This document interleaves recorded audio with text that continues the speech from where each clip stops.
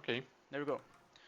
Okay, so if my math is right, today is the day of writing things to the disk, or writing the programs to the disk at least. So my first Uh, question do we have everything that we need to make that happen? we should have, yes. Yeah, so I think we should start by doing that. So there is a to do in the compiler file. Which one? The last one, and I think that's gonna be actually that this is a design discussion because up until now the persistence of a program and the compilation of a program they happen in separate moments, right? They don't intertwine each other. So the naive way is to just say fuck it and let's just call the executor here anyway, and that's okay. The second way that I started doing this is to actually do a more what I feel is a more overcomplicated approach, but I'm gonna share it anyway because I'd rather be embarrassed by you guys than anybody else. So I thought of having like a serialization thread and a compilation thread, and they do a message passing thing to talk to each other. And then the compiler can still keep compiling, and the serializer can just serialize in its own time.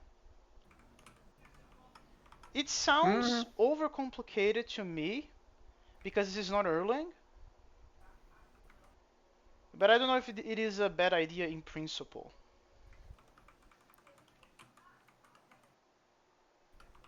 I mean, it sounds reasonable.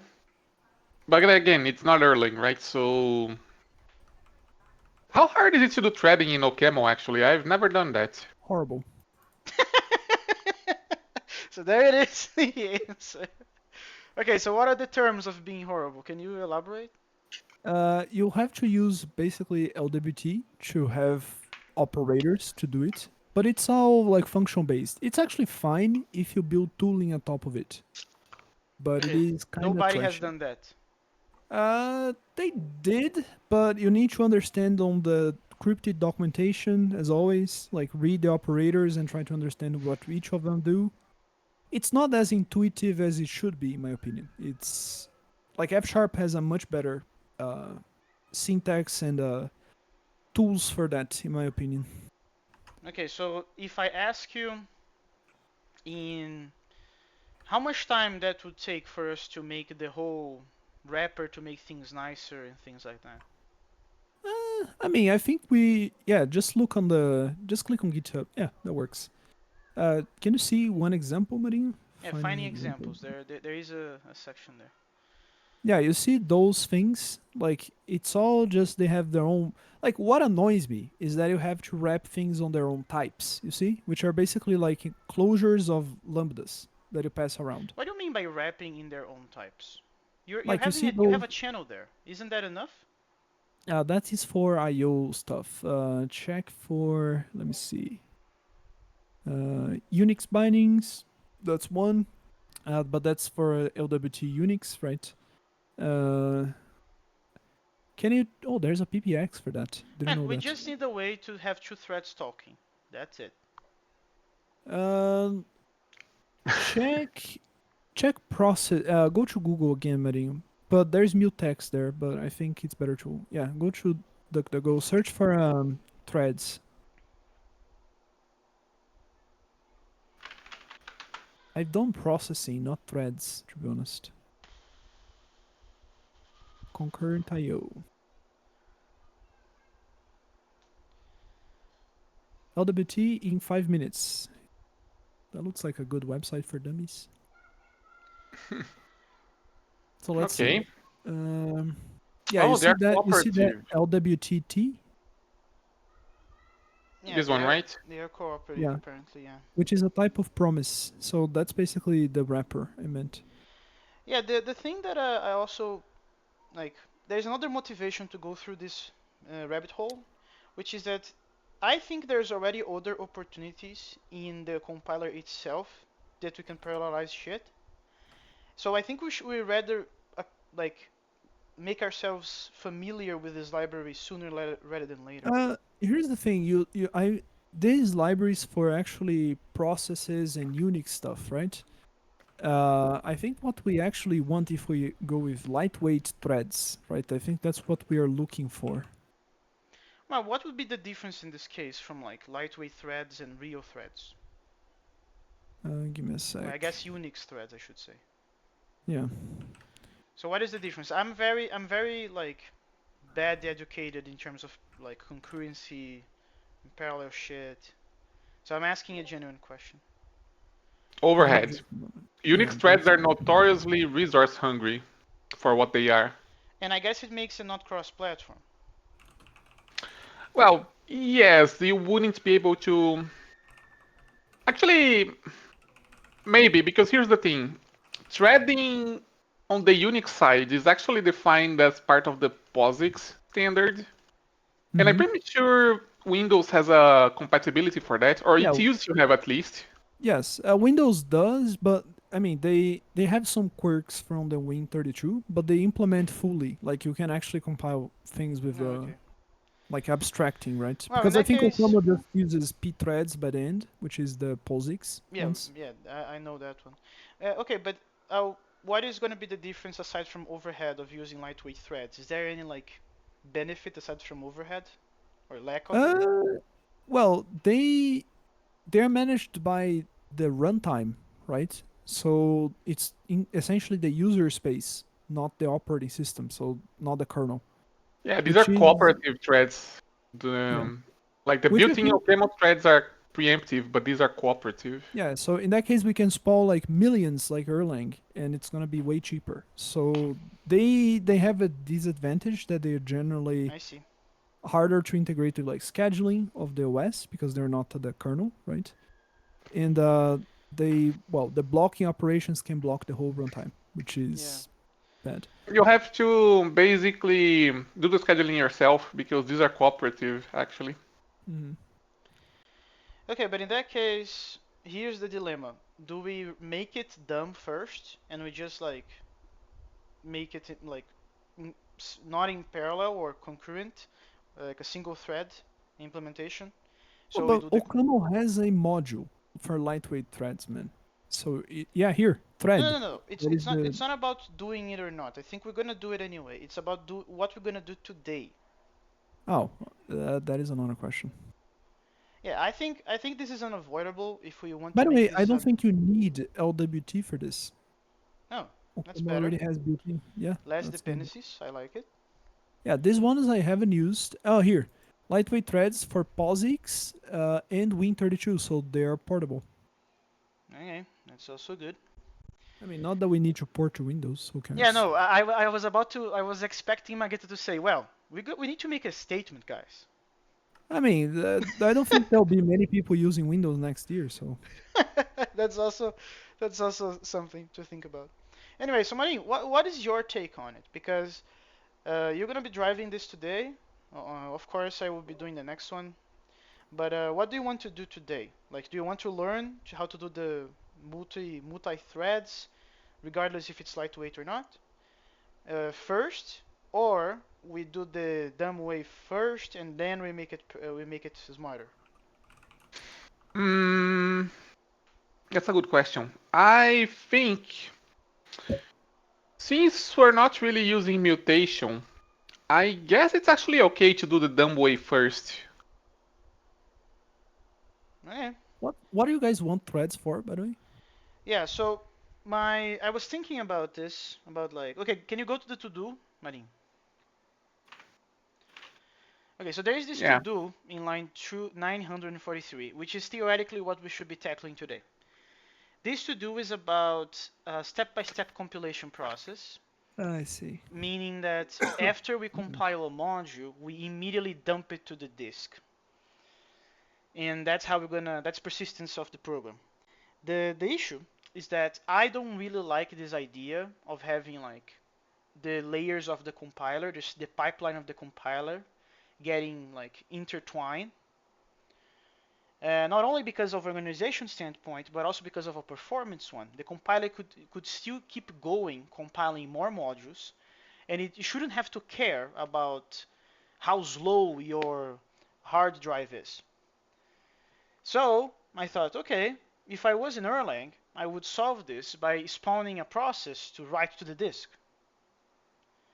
And then instead of the compiler calling the serialization process, it would just dispatch the compiled module to that, and it's not the compiler's responsibility anymore. But this is not Erlang, so maybe it is a stupid idea. So I asked first, is it a stupid idea? Marinho said, not in principle. Then we started talking about threads.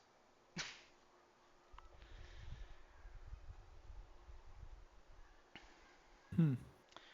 So that's kind of where we are. So then I asked Marinho if you're gonna spend today's time understanding how to do threads, or we make the serialization dumb first, which means like less performant, and the compiler will be blocked until the writing is done, and Uh, then later we make it parallel. And that's apparently what we're I gonna don't. do because, I don't think it's a huge deal to make it parallel. To be honest. well, I think, well, Well, if we're careful about the interfaces between the parts of the compiler, it shouldn't be very painful to do so after after the fact. Yeah. yeah, Um, Maybe. By the way, man, okay, I'll talk about that later. But I realized with Belani that I did one of the best things I could ever do with the storage, being a functor on I'm Sakura. not, Putting in. I'm not impressed by that at all. I don't know if that was meant to sound impressive, but I thought even from the start that, man, if we had modules, storage is just like a plug and play solution. Yeah, man, like all the, but that all only goes for the what I assumed it would be necessary, right? Which is the APIs on the diverging. But also, I have the liberty now to do things like what's the pagination what's the pagination I didn't think of that when I was doing it. What's the pagination strategy that I can follow with this kind of storage? You see? What Yeah, can I pull from the disk at what moment? Like all these sorts of considerations are they're just gone from the actual source code, not yeah, from the that's meta. awesome. Yeah, I'm a very fan of this module ML module strategy thing. Anyway, Marin, let's get to the dirty our hands dirty. So what do we need to do first to make this happen, right? So as far as I remember, there was a thing about module naming that we probably did a poor job at it, but I don't really know yeah, if it right. matters. It doesn't matter too much. I mean, it may matter because depending. Here's the problem. Not all file systems have the same restrictions when it comes down to naming files, right? Like some file systems prevent you from having certain characters in file names. Yeah, that sucks. In particular, this compiler already doesn't work on Windows because I'm pretty sure they don't allow the pipe character as part of a file name. Yeah. Well, but I don't think that really matters because that's just a swap of the creation of that, right? You just grab for the pipe and you find the function that does that, which is line 94, and you just do something about it. I don't think that's a big of an issue because that's easily swappable. Yeah, no, this is relatively easy to change. So Yeah, actually, I think I know what we should do first. We should actually put in the type of the compiler what we're gonna call the build folder, right? Because we need some place to put shit in. the build folder. Yeah, we need a directory that the compiler will have initialized when we initialize the compiler from the all the way from the executor, like all the way back. That's going to be Mm, probably a flag in the CLI, and then we're going to pass that path to the compiler, and the compiler will dump everything compiled to that. that's an option, but I'd rather not actually. It's probably better actually to like instead of putting an actual handle to a directory, what about just accepting a callback that says, hey, given a file name or a file path and a body, just serialize the body, dump it into the file. But what would be the benefit of having a lambda instead of doing it ourselves? The benefit is that it's fewer things to worry about when we eventually go to a concurrent compilation process. Okay, I'm okay with that then. Right. So we Right need callback? well, write to disk. Maybe Um, we should just name this persist, maybe. sure. So what does it take? It needs to take The compiled module for sure. it needs to take Actually, header. that's a very good It needs question. to It needs to take the forms, right? it needs to take the forms. Yes, it needs to take the it needs to take the file name. It needs to take the forms, which is the output, plus the header. Yeah, but we are doing this concat ourselves anyway. And Unit? unit, yeah. Okay, that's pretty cool. So the initializing function, yeah, the initializing both of them, both the nested and the non-nested, they are done, essentially. Probably we should make the nested just inherent from the parent, in my opinion. Yeah, that's correct. That is indeed the right thing to do. So persist equals parent dot persist. Yeah, that should be plenty. What's the problem there? These expressions type Oh, T this is an option. option. Hmm. Okay, so we need a default. Uh, how the default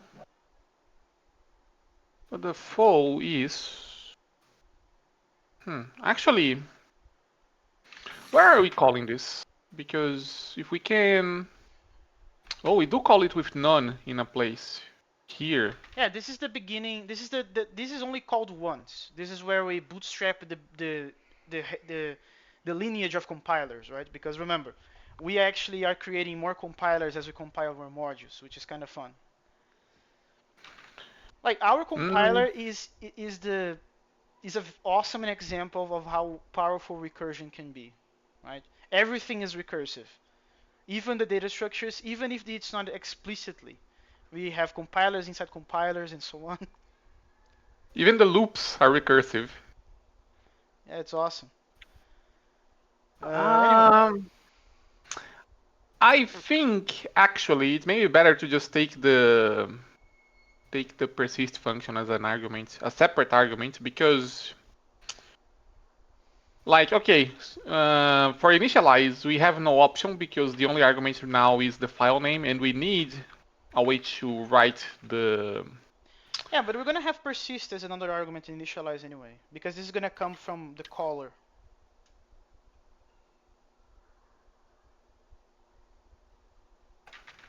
Let's make it the second argument, I guess. Actually, no, it should be the first. Yeah, it should be the Persist. first because I think I'm using pipes for the file names. Okay, and then this takes a persist, and this can actually go away. Yeah, but there's another problem in that. Yeah, just grab the This one from the parent. I think the parent is not an option in this case. I believe. Yeah, awesome. So now, yeah, shit is already broken because the executor is calling a compiler with less than one argument, right? With yeah, incorrect amount of arguments. Um, which kind of means line 35 needs to receive persist. Yeah, we should make a type alias for this shit.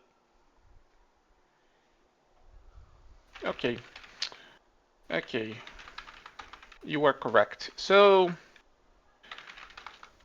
I guess let's call it, I don't know, um, persist callback equals. Yeah. Then we grab this type We put it here.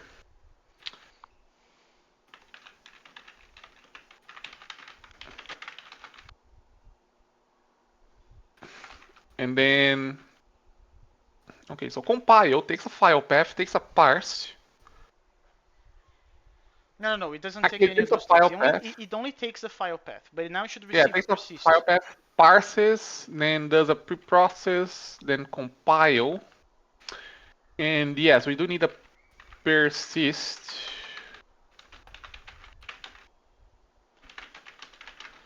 Yeah, compiler. Um,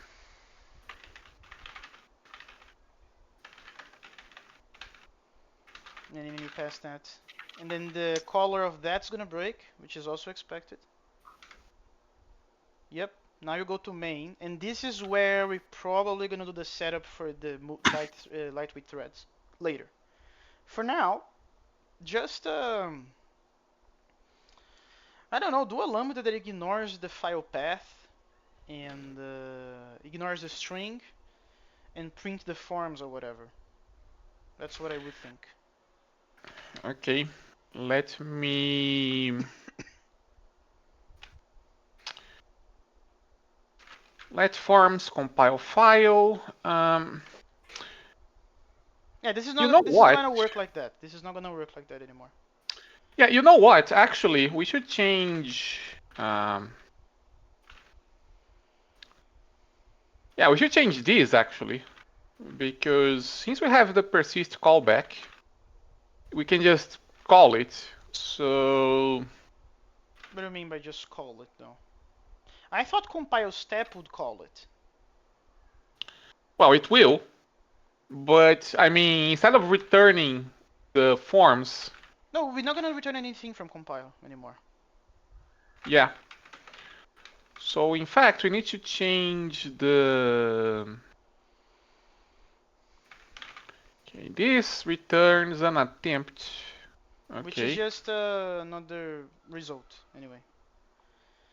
Yeah, what we're gonna is the lambda. Yeah, the lambda will use this, by the way, at some point, right? Earl.compile is the one that has the whole machinery to call the Erlang subprocess and things like that.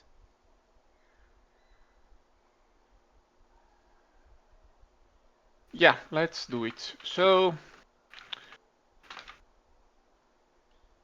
um,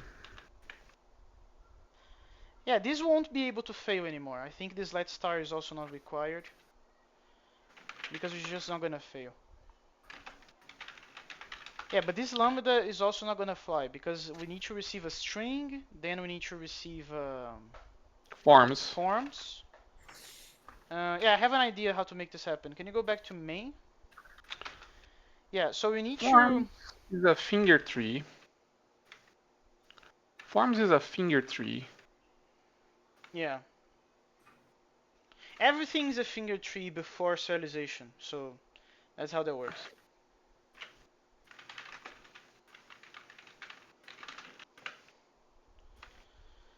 Oh, you want the void function.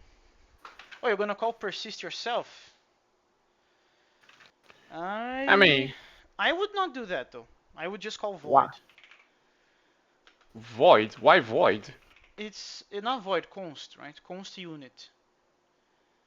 Why const unit? Because every single persist will be done by compile step, which means that the return of this compile prime is useless, which means that we're gonna ignore the outcome of compile prime anyway. By compile step, which means actually then, Yeah, line 900, the type, we're not gonna return a t from this. We're gonna return a unit. That's essentially the drill. compile step. Compile prime is this. Takes a compiler. But a compiler already has the persist function, right? Yeah, So, the compile prime function will also return a unit, man. That's kind of the thing. okay, so if we do compiler persist, Ah, if I can type. Yeah, but you need to pass the string now, which means compiler.file name or something like that, or module name. I don't remember what we're gonna do. This expression must type forms to unit. Okay, so we need the name.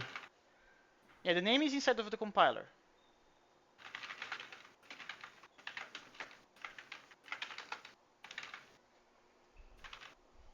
Okay. Ah, it's backwards. I don't think it is. I think it's string first. We need to check what is the type of forms. I think forms. Oh, the type is wrong of forms. That's the problem. Uh, okay, persist callback takes the name first and then the forms. Okay, so it was in fact. Yeah, the problem is that Okay, forms is a string. forms is a string. So actually, Yeah, it's the least forms what we want. No, not least forms. It's the result of the append, essentially. But there is a slight problem because we have to do that brackets somewhere at some point, and the that brackets. sucks. Yeah, line 940, 41, 42. We have to do all of that shit somewhere. But probably that's gonna be inside persist, right? That's what I'm assuming. Yeah, that's the natural place to put it. Yeah. Maybe we should call this persist step though, because at some point we're gonna get confused because we think persist works like outside of compile step, but it doesn't. It's kind of like married to the step now. Hmm. But that's just an idea. I'm not sure. Not really sure about it. But you have to do those things that you grabbed. I'm assuming you still have it.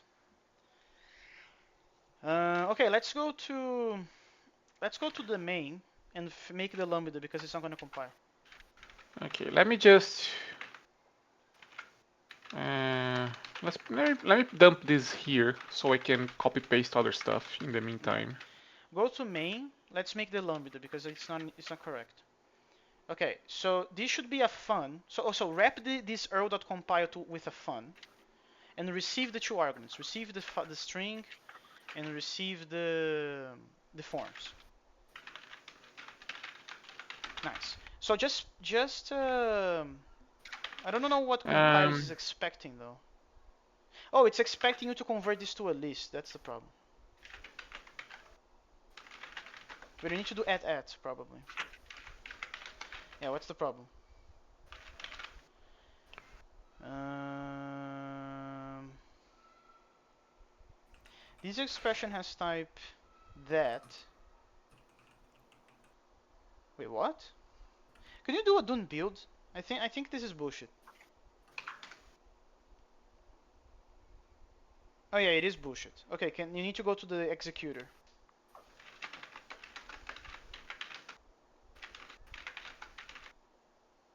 okay. Okay, so this is not an attempt anymore. This is just unit. This is not an attempt anymore. Which kind of means that the entire monadic approach for errors is falling apart, right? Mm,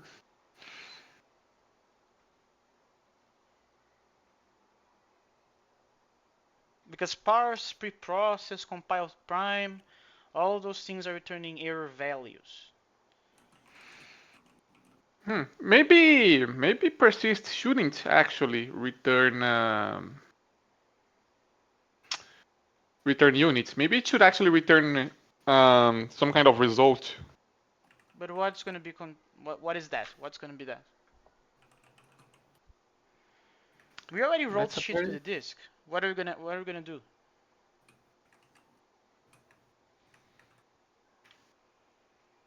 well. We're eventually gonna need a build system, I guess.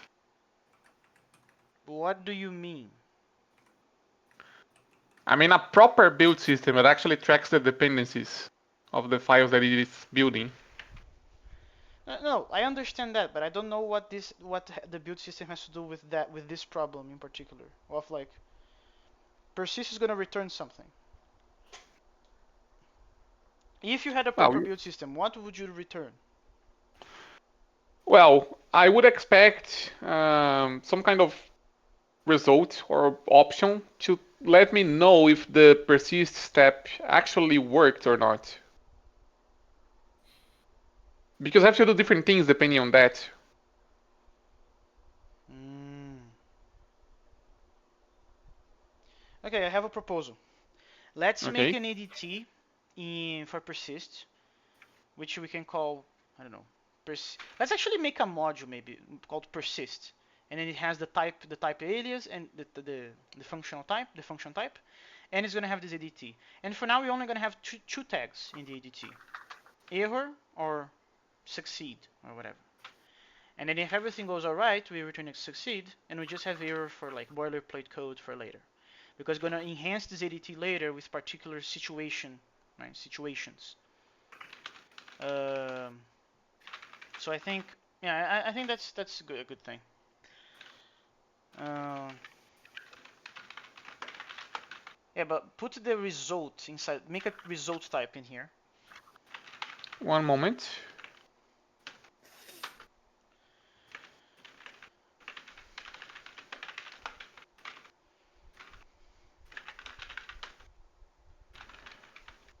Uh, okay, so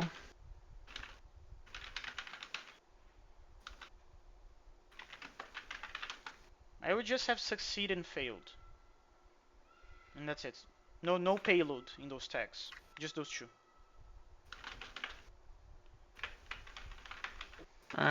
failed. Yeah, instead of unit, you're gonna return that.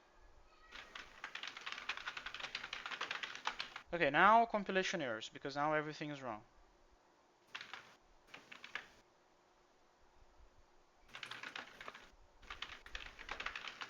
I shouldn't have named heads of hashes as tips. That's just stupid. Yeah, that's Why did you name them though that? Because it's the tip, right? It is actually the word. it is true. Like The word is true. he Yes. he lost the semantics, but it is true. Okay, let's actually, yeah, let's go through the functions that we just changed, and let's change the type output of those things. Oh, by the way, something funny happened on the last Pascal session, Lemus. If you Because can you share know publicly, how. please go. Oh yeah. Uh, you know what he said about how you can divide two kinds of relations? Tell me. He said base relations and derived relations. So my word was not incorrect, actually. Wait, we were using something else, weren't I we? was using base, Oh, like but wait, but he's base. calling Word. base the primitive types. No, the No. relations. Like there are base and derived relations, which Oh, is the basically derive is like a composite join. sort of. Well, any algebra or view or materialized view, which is a snapshot, or anything else actually. Yeah. Okay, Marinho, we have a problem, right? Because compiler.persist was doing essentially an effect, and we must return a compiler here. Actually, you have a bigger problem. We're using exceptions inside of the compiler. So, yeah, actually, it may be better to just throw an exception when we fail, I guess. Otherwise, we're gonna have to change the entire error handling strategy. Um, Let me think. Also, every exit one needs to. Actually, no, not really, I guess. Yeah, because that's kind of the thing. I think it's pretty good that the compiler immediately exits if we found something that is not acceptable. Like it's not a warning, it's a legit error. I think that's a good thing. But what you said is like, oh, but what if you want to do something else after we fail? Because, like, at some point, um, well, not now, but like way in the future, we may actually want to have like um, The compiler observing the file system and automatically recompiling any files that change, you know? And there's another problem, right? Because having a problem in a particular module doesn't mean you cannot continue. Like if you fail, we should log that. Like you should accumulate that information. But there's more modules to go, maybe. Like it's essentially the same. Okay, that there's like this is a double-edged sword, right? Because I don't know about you guys, but I hate when I have a particular error in a C program, and because GCC tries to do all of them, even though the first failed, in the dump, the stack trace is horrendous, right? But I classify that more or less like a less like a bad practice in reporting instead of a bad practice in compilation. Because I think Hmm. it's pretty good that it can continue to compile even though a module failed. Because that means that in the next run, if those afterwards modules they are not related to the failed module, it's going to be faster because I don't have to recompile it. So I think it's a thing. It's definitely a thing. Um, okay, what do you say, Marinho? Like we can keep the result type for now and just make that like has this tiny bit of inconsistency because later we're gonna make everything error based, like errors as values anyway. What do you say? What do you say? Or do you rather do exceptions now? Mm, honestly, I'm not sure.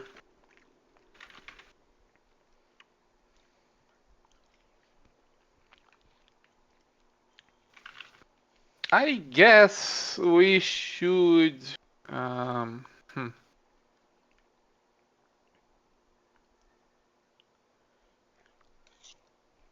Okay, yeah, no, that's actually a tricky question.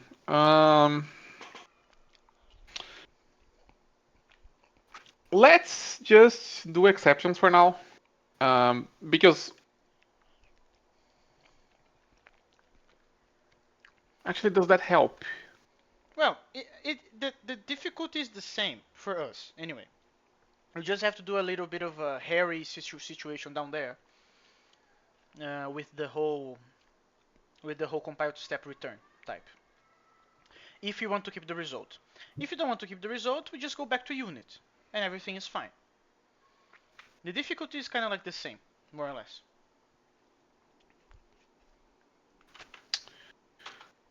Uh,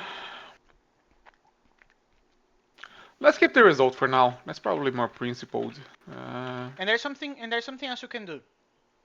Result can be parametric because then you can return the compiler, which is what you right now compile step returns, right? if that's the case, why not just do like we will need to parameterize this as well, Oh yeah, right? yeah. But for now, because here's the thing: at some point, the result type is going to be like universal for the entire compiler. This is particularly for persistence, which is using result. But at some point, this result that we are creating right now is going to be like lifted to the entire chain. You see? So I think it's no. You put an option there. It's also fine. Hmm. I would keep result though because we're gonna have this type later anyway. Yeah, actually, Ah, this worked. I'm merging this immediately.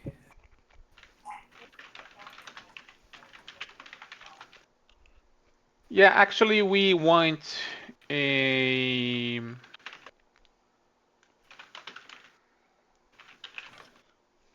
we want.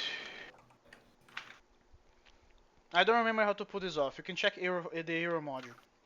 I already forgot the syntax. No, it's like this. Okay, so you're gonna Yeah, make. this is what we want, basically. Uh,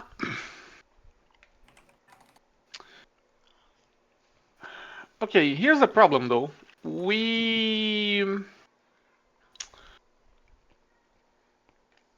actually we're just throwing exceptions internally, so it doesn't matter. Never mind. Okay, so persist is what's the type of this now?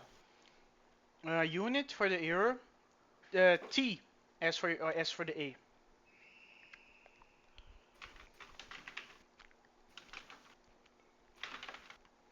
Wait, what are you doing?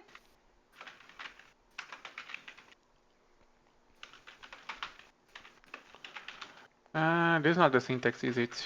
No, no, but what are you trying to do? What are you trying to accomplish there? I'm doing a for all. Actually, this should be parametric as well, no? That's what I don't think it needs to be parametric because the A type is going to be the compiler itself. No. No, because persist is just writing to disk. After we do that, what else do we need? Ah, I see. Oh, but then that kind of yeah, that forces the compiler to be parametric. I don't know if I want that.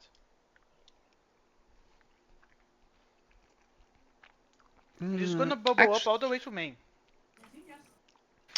actually, because we don't specifically need the result, we can just parameterize the error type and say that it must return a unit, no? Sure, that works.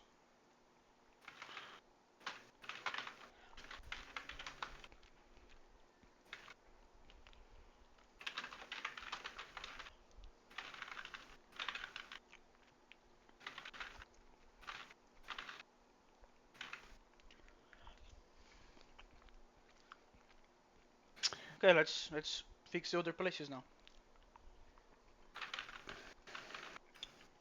Alright, let's see what broke.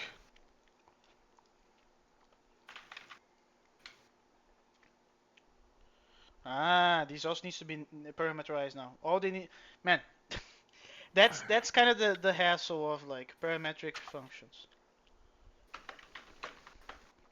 Hmm. The entire chain of initialization needs to be parametric. Actually, all of the functions that take the compiler now need to be parametric, which means all of them.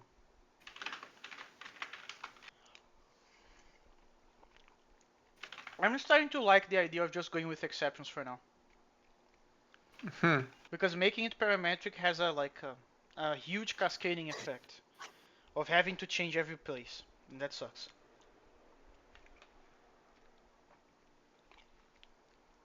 Do you agree? Yeah, let's go back to that. So yeah, this. So instead of being parametric, this is just going to well Yeah, just put put a to do there on top of the type, something like to do. Um,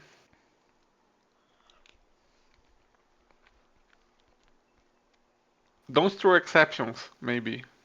yeah, that's good enough.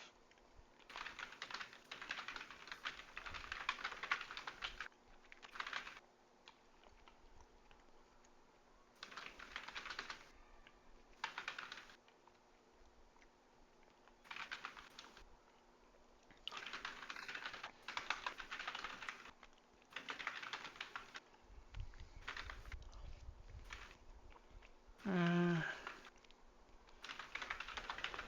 there. Okay, so Don't build. And now let's let the compiler tell us. Awesome. It's now the executed the problem.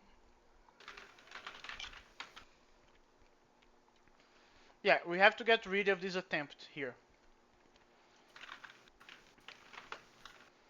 No, that's not really how that works. Um,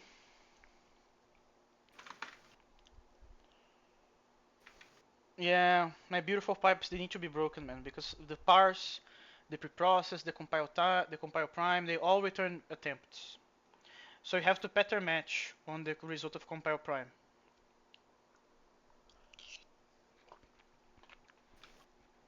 okay. Go to line Then 37 or go where is attempts defined actually? inside error.ml.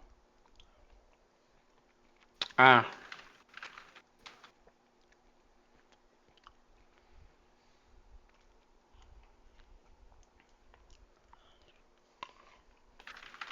Okay, so what if we do Yeah, just pipe to a function and do pattern match on the result of the compile prime.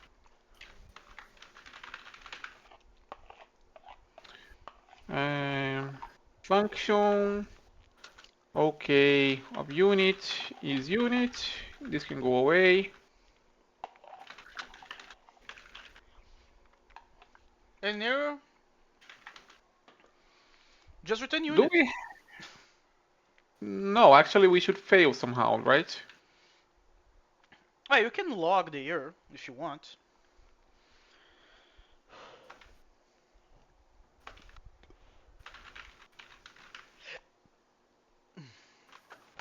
This returns an attempt. Actually, is there any reason why we can't just do this other than the types don't match? No, it's just because it's gonna be ugly on the on main.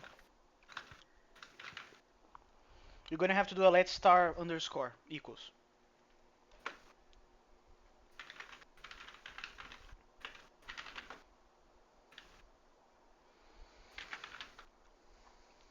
Hmm.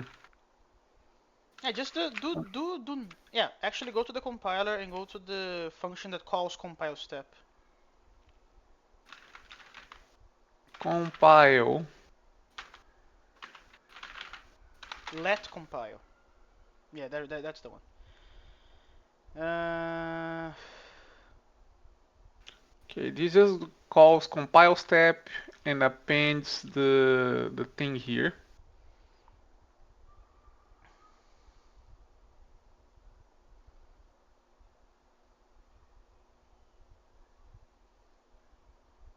yeah, actually, this is pretty fine. We should keep it this way. Go back to the executor and actually run dun build first to see the error. I think that's the best thing. Um,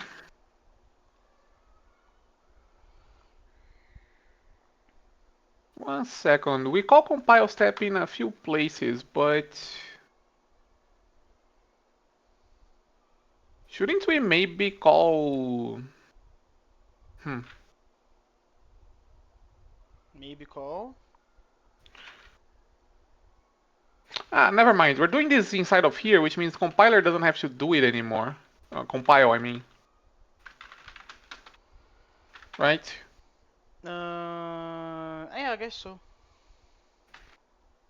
That means we can just do this, right? And this Um, returns unit now, or whatever compile step returns. it returns a Oh, it compiler. returns the compiler.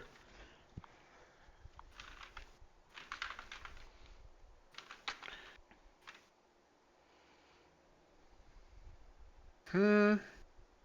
Yeah, just Control Z to how it was, and instead of returning the append, just return unit.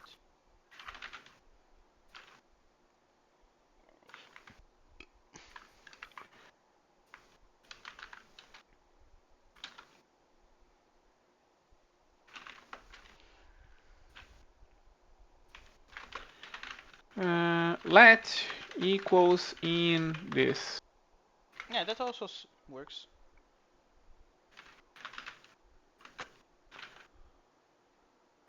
Grep. Yeah, this is not gonna find anything useful in here, is it? Nope, Okay, LSP tells me this is not actually used in this module, which which is true. means compiler.compile. And there's only one place that calls it actually. Yeah, the executor is a wrapper for more like convenient APIs. We don't have to initialize shit and stuff like that. What's the problem? Oh, this is fixed now, actually. Okay, so it compiles.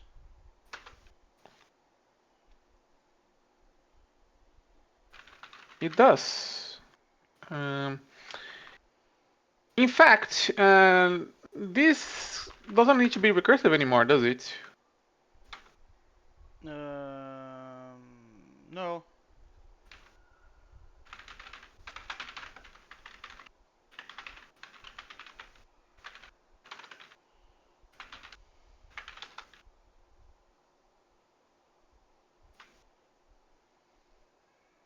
Okay.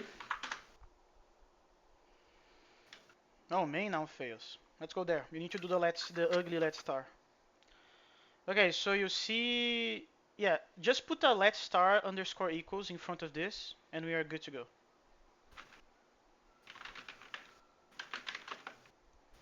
That should be. Oh, don't forget the in, right? Yeah, remove that. Yeah, there you go. Hmm.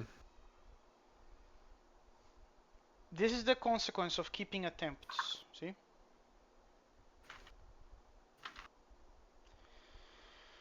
Um, okay, cool. So let's actually do the other stuff. So we have a function that does the stuff. That function is wrong because it's not serialized persisting things to the directory, but you can do that later. That doesn't really matter. Let's actually focus on what are the other missing pieces. So, what do we need to do in compile step actually? 1 second. This is called in main, right? Yeah. Perl compile. This returns unity. No, I think this is actually already doing the right thing. No. Yeah, that I was about to ask. We are now calling persist in each step, which means what happens if you try to run the uh, try to run the plus program? Try to compile. Okay. Um. Yeah, man, that's gonna we should stop. We should stop. Go to main. Go to main. We should pre we should have a add a prefix to name. Let's put I don't know underscore test folder because this is gonna be a shithole of generated files. It's gonna pollute the entire shit. Uh. Okay, that's fair enough. Just let me think for a second. We need to. Oh, and the folder needs to have the Karuta runtime in Erlang. By the way. Needs to have the Karuta runtime in. Ah, right, because they are going to be calling themselves Yeah, using the. yeah, Yeah. yeah. So whatever we choose, we need to actually add the Karuta.url to that place.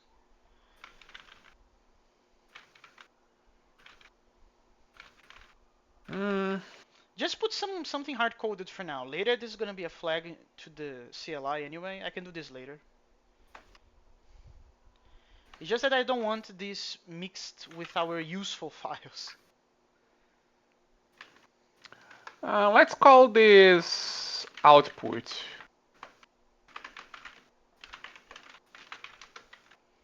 Okay, so right? create the output directory and copy the Karuta runtime to that place. We don't need to do that though. What do you mean? Like, if we're just compiling and we're not actually running, No, but we're gonna run. then. Like, we need to understand if the compilation process is still intact. We did a shitload of changes. So we have to go through the whole pain in the butt of loading the bin files in the REPL, in Erlang REPL, and see if the plus program still works. No, we can just inspect the compiler output, no? That's, well, that is true, but I wouldn't trust 100% on that. But if you are comfortable with doing that, let's just freaking go. Well, I guess in that case, runtime. Well, we're gonna make a bunch of bin files at the end, so we can probably just do this, I think. Sure. Right? Yeah, that also works. Let's go. Plus program. Dune, exec, Karuta, compile, examples, plus. You didn't remove the print. Which means that all of that is, well, that's still useful, but what is going on in the plus.beam? That's kind of the question. Uh, Are you gonna be able to read that? well, we didn't change compile, so No, no, no, no, no. We're not, I'm not. I don't have any doubts that Earl.compile is it works. What I have doubts about is that the executor.compile, which is calling compiler.compile, that is significantly different because of the module system being introduced, right? Doesn't the Beam have a decompiler? Uh, Let me check. No, I think the answer for that is true. Yes, beam decompiler. But I think you need to load that into the REPL. I think you need to. The decompiler is a function.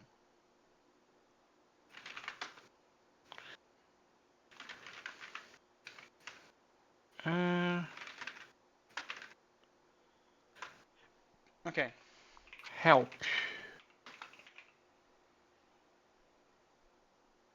Pa-pa-pam. Ay, There's ay. compile.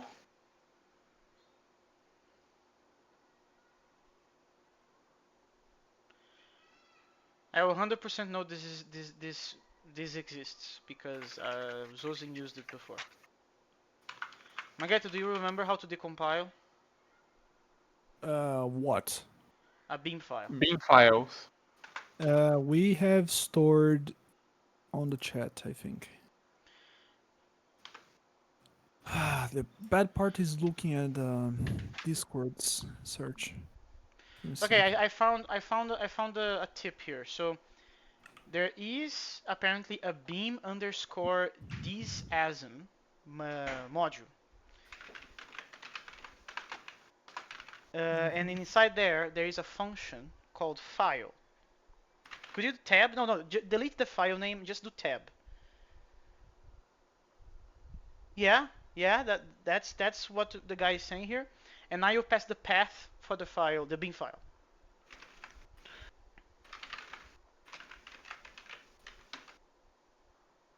Hmm. Okay. Did it do anything? It spit out a bunch of stuff. No, but is that the correct stuff? It seems correct. Let's see. We have a function with an empty name, which is our query, right? Yes, that's our query.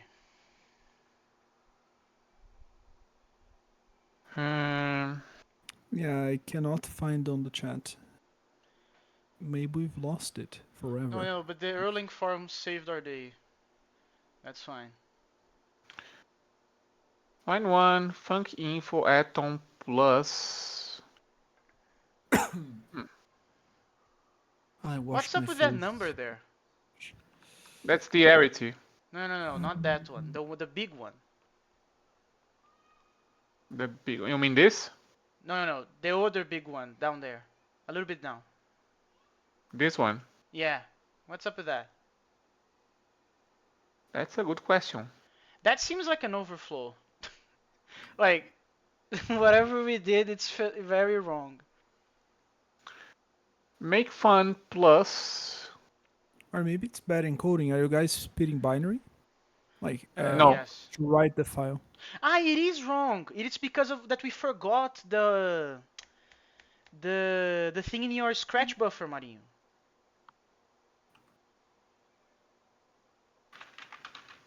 So you're blaming Marinho. No. No, no, no. I'm not blaming Marinho. I'm saying that I Mm. said it live. It's recorded. We should not forget to do this later, Marinho. And look at what we did. Hmm.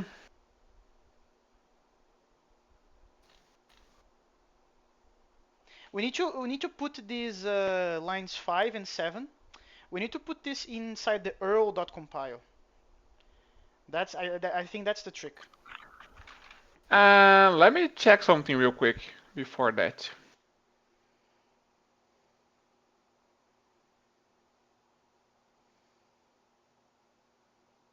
You know, we were not actually returning this. That is. Ah, you're right though. This is that's kind of stupid. This was only here for printing purposes. This is not Then like if that's the case though, what is actually printing this? There's another print somewhere, which I don't know where, but there is.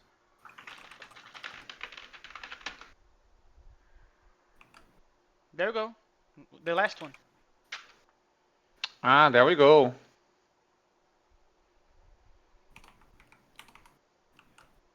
Okay, but we don't know if the program is working or not though. Like, I don't know about that huge number there. I don't remember having that problem before. That's probably being generated by the Erlang compiler somewhere at some Yeah, but point. what should be there? Like, that's our function. Make fun is our function. And there's the plus, and then there's the big number, and then there's an No, no, x. no. This is an anonymous function being constructed somewhere. Ah, that's true, right? Yeah, I don't know if we're gonna be able to make sense out of everything in there. I mean, you can just look at this, right? Yeah, sure. I agree on that. Um, we had there's a way to pretty print strings, right? Well, there are Oops. many things. Well, of course there is, but you think I remember? Of course there B pa, pa, was. pa, pa. Age t results How to format. rp.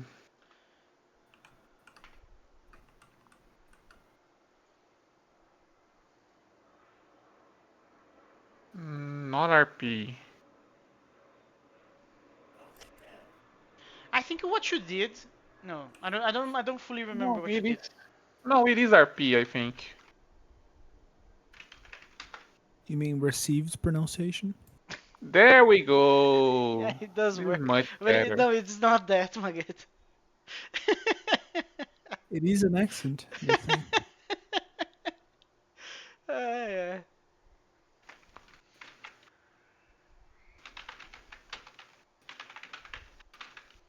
Okay, so what do we have? We have a file examples slash plus. That's the source file. This is defining a module named plus, which is correct. Yeah. And it's exporting those three functions. I forgot actually. Why do we have two? Like one of those is our query, right? The one in line 3 probably is our query. What is the one in Uh, line 4? let's see. This query has two variables, which means that I think this one is the query and this is the convenience entry point Ah, because we yeah, can't have that's yeah. I forgot about that. You're right.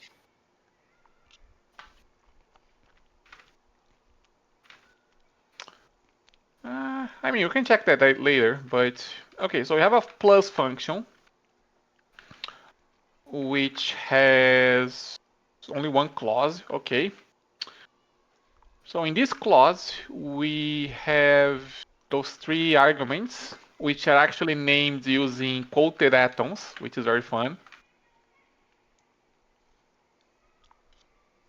So argument 0, argument 1, argument 2, and what it does is it calls the Karuta disjunction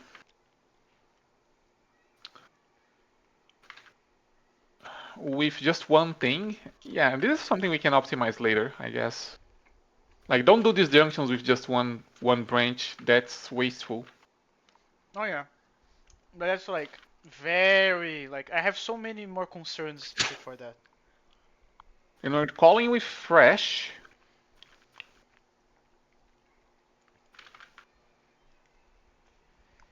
Isn't it easier just running the program and see if it prints the thing? I mean, I guess we can. C That doesn't mean I Karuta. remember how, but C.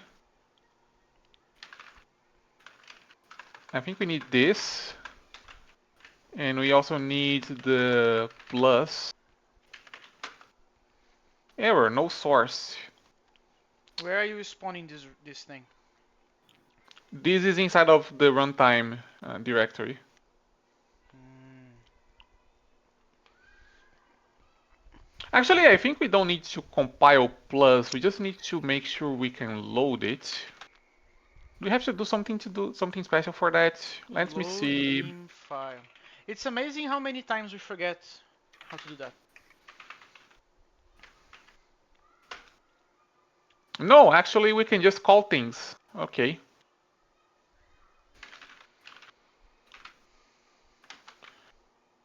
Parse tree, net, blah blah blah.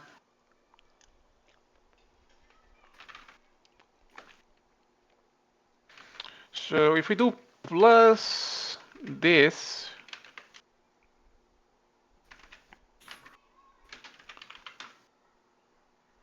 That returns a function, and it also returns a function. Yeah, that's annoying. which is fun. Always fun.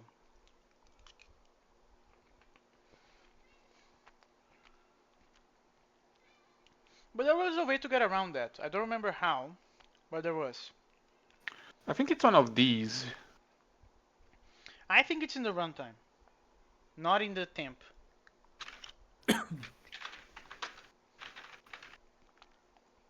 Run lazy.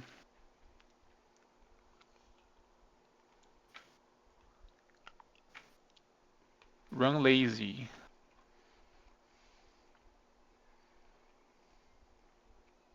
Start. Oh yes, we have a take all now.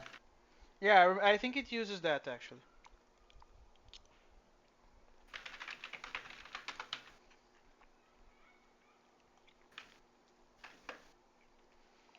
What if you pick this function output and just pass it to take all?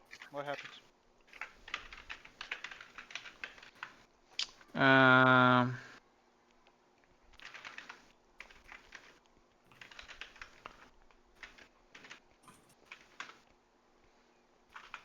No arguments. there we go. Yeah, it's the three argument one. Okay, so this is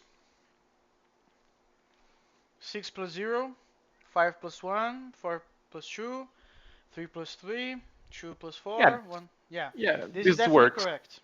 Okay, Yeah, this now works. let's go to um, single module example. Wow, this is a single module example. I don't know. Well, yeah, that's true, but nested module then. All right, let's do that. So you made a few examples last time, right? It's I committed all of them. You just search for the word module. Not Not this this one. one. It's the single one. This one, right? Um, yeah, actually, this should be doable. We need an entry point though. So what about, I don't know. Um, Ask if 1 is equal 1.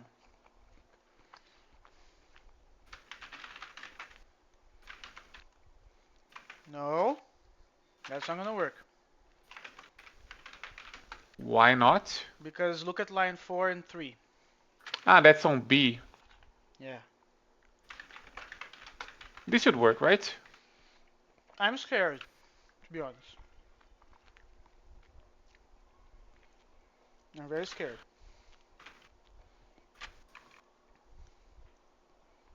Um, It might not bind to limits. I don't know, man.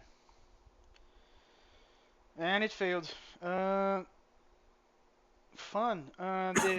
These are false positives, so ignore. Um,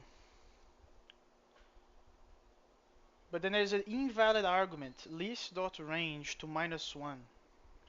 So hmm. somewhere in the code we're doing list.range and we are using a negative range. That's very nice.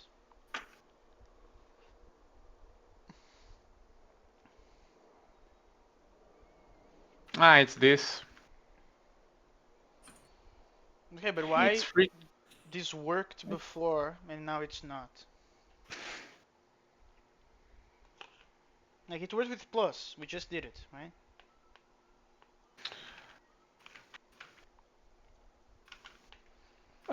Let me think for a second. Can we do Compile multi-declaration. That doesn't make any sense. Arity is 0 in this case, for this 0. Arity No, cannot be but 0. no, but arity. What do you mean cannot be 0? Nothing that we are writing in that example has arity 0, right? Of course there is. The query has arity 0. Oh, you mean the artificial one? Yeah.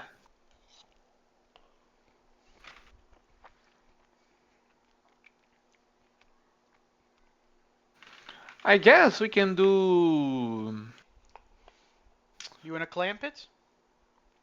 Yeah, we can do a max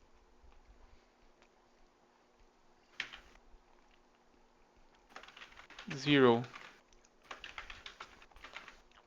You probably need either and parentheses or at. Yeah. I'm still scared. expected functor to have an unqualified label. Ooh. Did we manage to put in queries the qualification aspect? Like, are we doing that?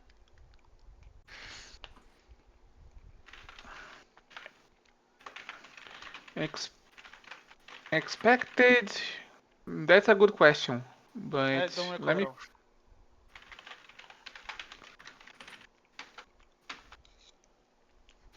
extract func label. Extract func Yeah, label. this is what I was talking before about, that we don't know who calls this. They may be more than one place. So you have to put prints to identify or whatever.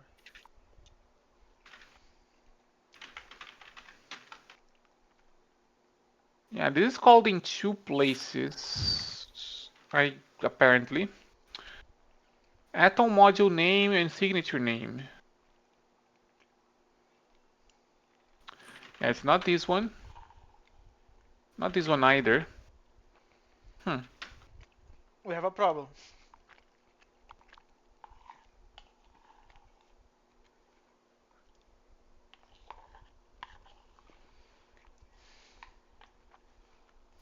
Hmm. Actually, how are we constructing the queries? Go to compile step function.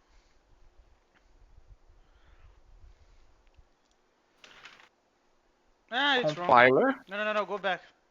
This is wrong.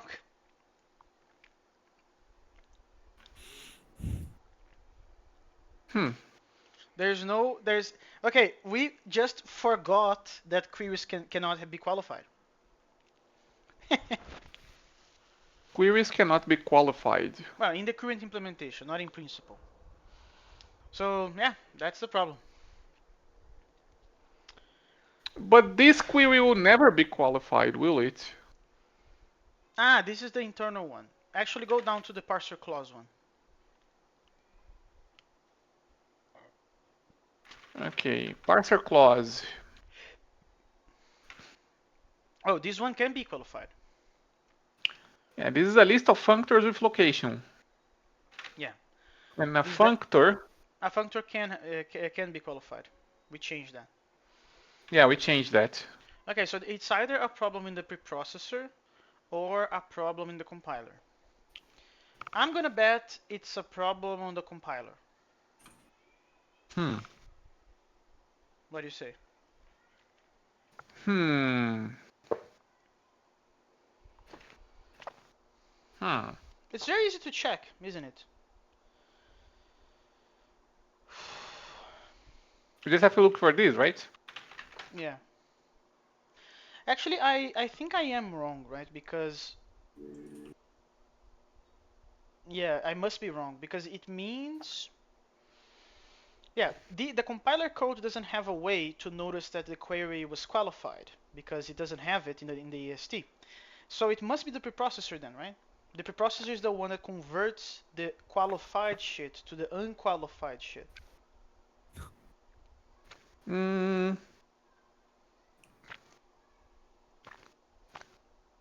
Hmm.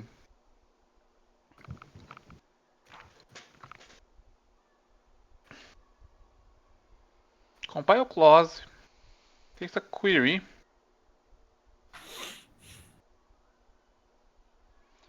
Yeah, let's look at the preprocessor. Yeah, but here's another thing that doesn't make sense to me. You did a grep on the function that throws the zero message. The preprocessor doesn't call it. So what's up with that?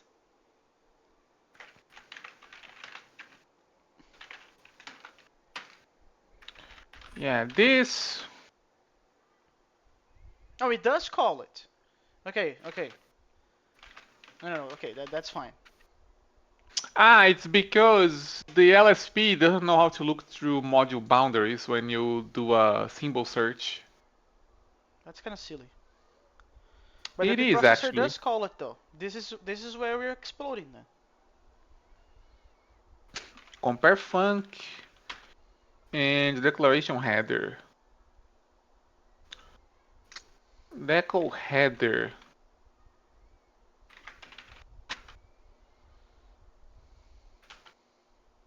This is for multi-declaration.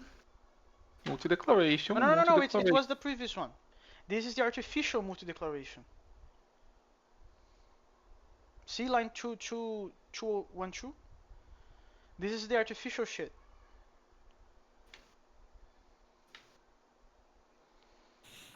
Yeah, okay, so how do we do this? We get the list of calls and the location.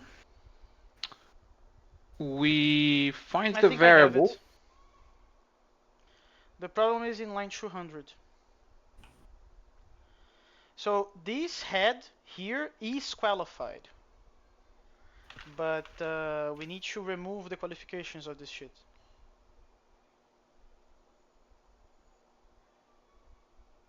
That's my understanding. Parser clause head, which is this. But it doesn't Content have equal. qualifiers. It is empty there. Hmm. Yeah, that empty list there means that it doesn't have qualifiers. Is this head on 200 the correct head? Oh yeah, because this is for the. This is for the fake. This is for the fake predicates that we make. Yeah, no, that part I understand, but I mean, remove parser clause dot from the line 200. Just have head there. I That's think gonna we did. break. I think we did this because of the type inference not working. Yeah, this is gonna break. Unbound record trace. Put a type to the fake decal. Head and body. This is This is a this is parser a funk. clause. This is a funk, I believe. I think. Dot T. No, No. it's not T. It's not T. Go to that module. Go to the parser clause module. Uh, that works. It is 109. It's parser clause dot decal.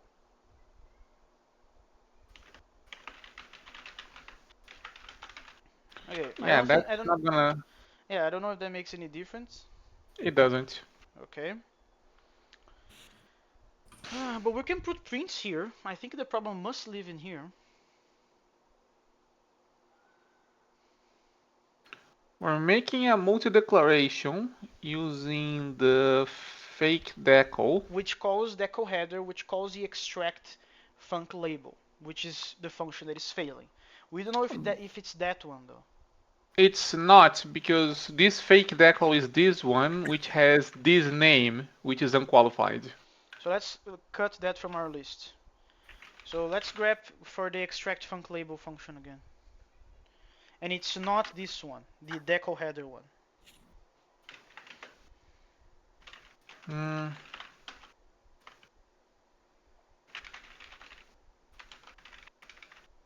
78, yeah.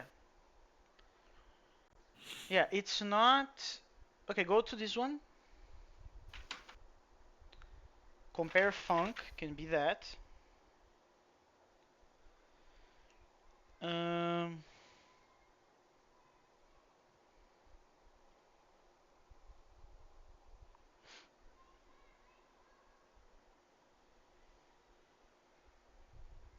hmm. It's called in only one place, which is compare clauses, which is used here, where we do a group.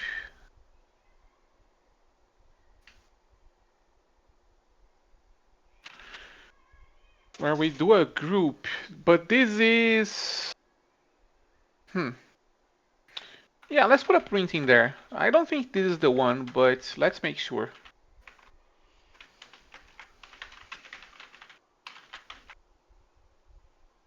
Semicolon.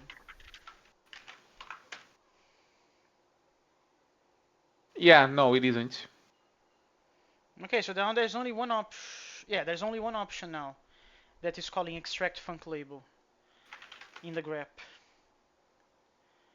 which is In the compiler, there are a few no. places. I don't think it's the compiler, man. Because again, the compiler doesn't have in the query. Assuming the location is correct, right? I'm also making a huge gamble that we handle the locations properly. The location is pointing to the query, so I think the problem is in the preprocessor because the compiler cannot know that a query can be qualified. Yeah, check the people calling deco header.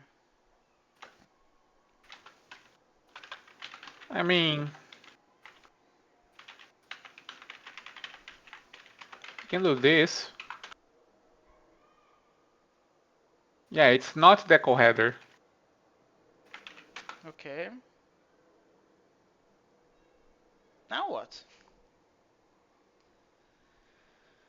Now what?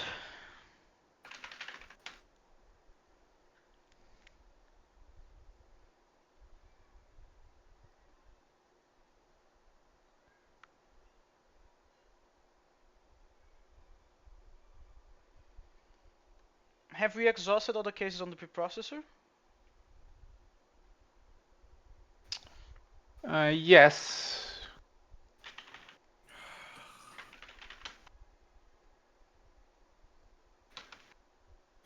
Hmm. No, but it's not this one. It's extract. Ah, no, it is this one. Extract func label. Yeah, we'll have to check this function later as well.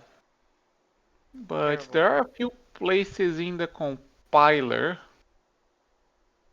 that also call this. So compile expression. Yeah, this is not it. This is also compile expression. This is... There's a to do there that is kinda There's a to-do sus. here. There's a to do there that is kinda sus. Compile declaration bodies. Handle namespace. Yeah, I think this is where we're breaking actually. It's kind of funny that there is a to do about it.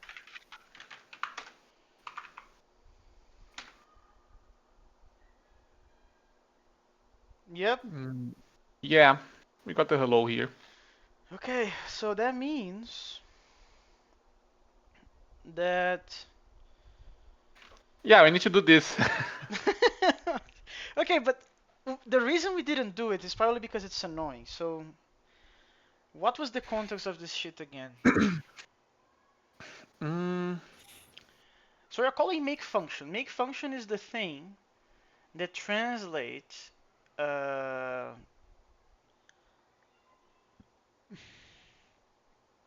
oh, right, we need to... I remember. I think we need to be able to make a call coming from another module in Erlang. Oh, that's easy enough. The problem is just we need to actually... Man, but Erlang cannot do nested modules, right? No, and that's why we had to do the name munging thing that we were talking about. The module is called this with a bunch of pipes. Do you have a compiler in this nonsense here? We don't need a compiler. We do. The compiler holds that info. I think we must have because we have a compiler everywhere. Here's my pitch. We go to builder, like line 190, and we make a helper called call with. And the call with accepts another argument, which is the atom of the module.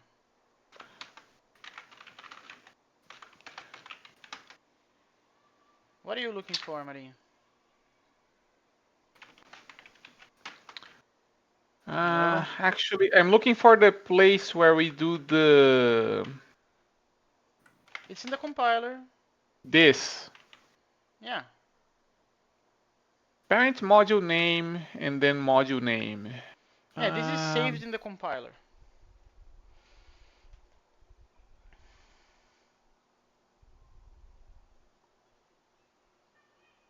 .107, essentially.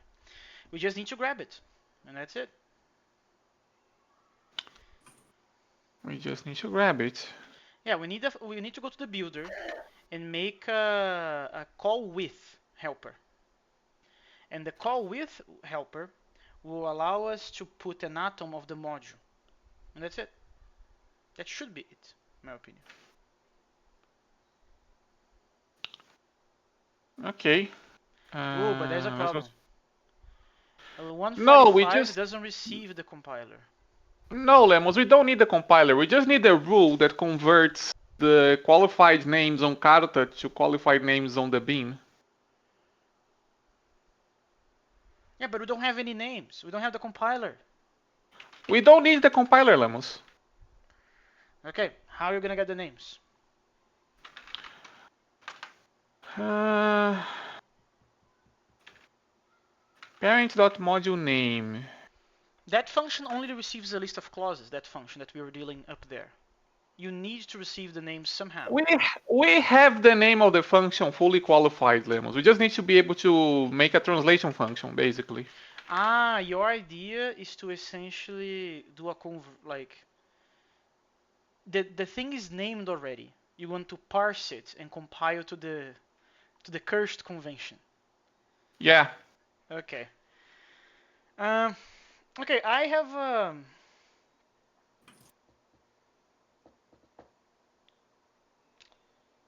yeah. Yeah, I have a pitch, I think. We need There's to something that bothers me actually. Before we get to that, like we don't have any other bin files. In principle, one of them should have been serialized already, right? in principle, one of them should be serialized already. Yeah, we should have first module and also the B both there in the runtime directory. No, But because the extract func label function is exploding.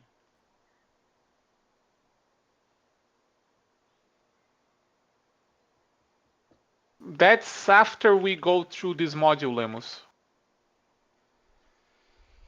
Uh,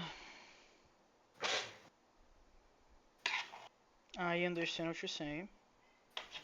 Well, let's print. Go to the compile step function and print the module name that we just persisted. In theory.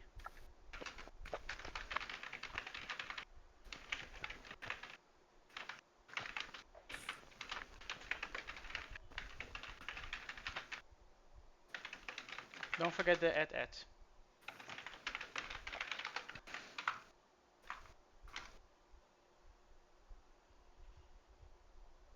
That's a lie, right?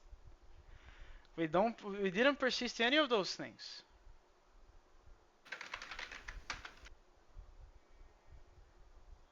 Go do ls right here where you are.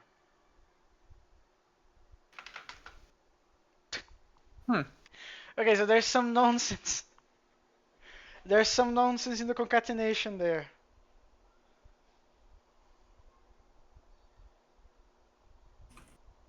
Go to main. Wait, we have a plus dot bean here. And it wasn't there before.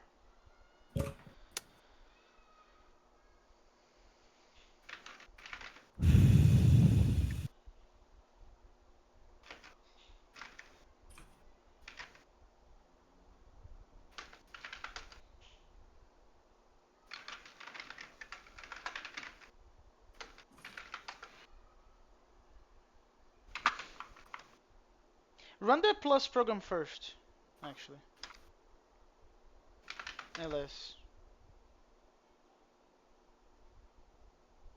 There it is.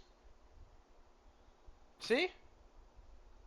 Huh, so it's actually not. Not obeying our commands. Fun. Uh, Main. What's up? Do you need to put a dot slash maybe before runtime? compile. Ah, of course.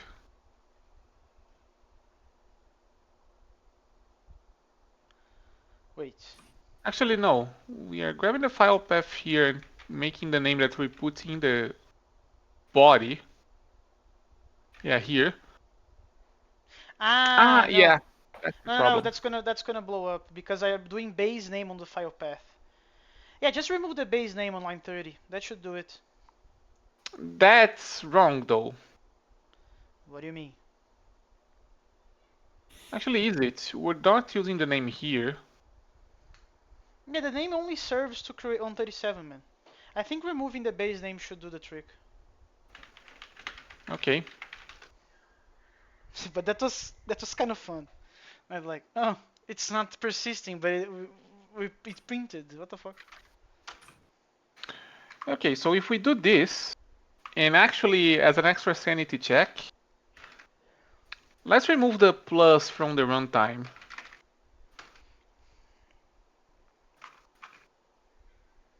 So if we do this, And do an ls. There's no no plus, plus, and no but it plus is there also not either. here. So where did it go? That's fun.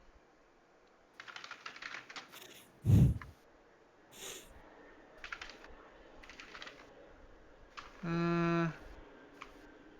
Man, what the?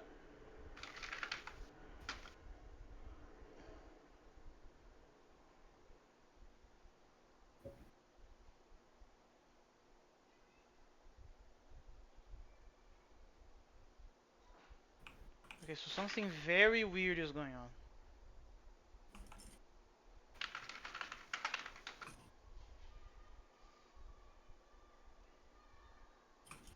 Yeah, this is Print the name.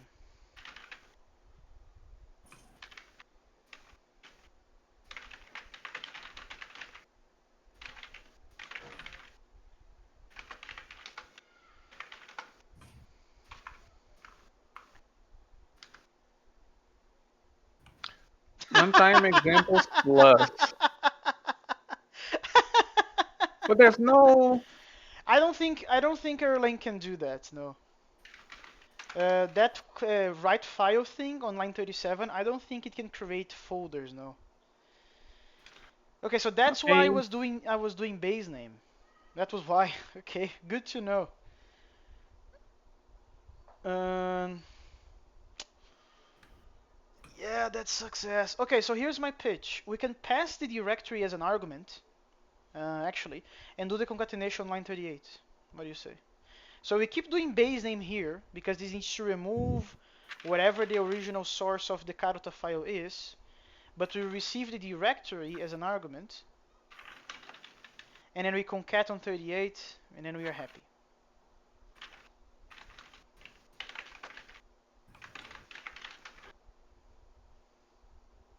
Yeah, just go to main now, and let's fix the file there. Yeah, remove the parentheses and the at. Well, the caret.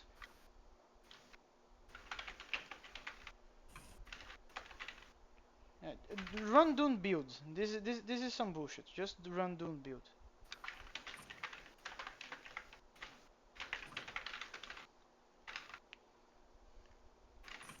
Yeah, don't trust LSP. Don't build.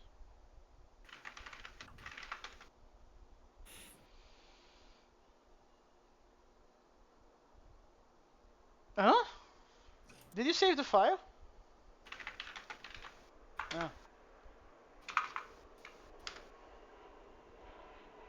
Yeah, that's Saving expected. to. Do an ls on runtime. Do an There it is. ls. Do an ls. Where? It's not here. Awesome. It's. Yeah, it's here. Yeah, no, but it's not on the root. Awesome. So that was it. The the persistence function was fucked. Cool. So that means that we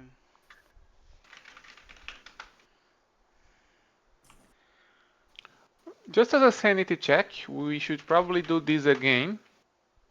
and it Okay, does work. and it Okay, does now work. let's run the single module case.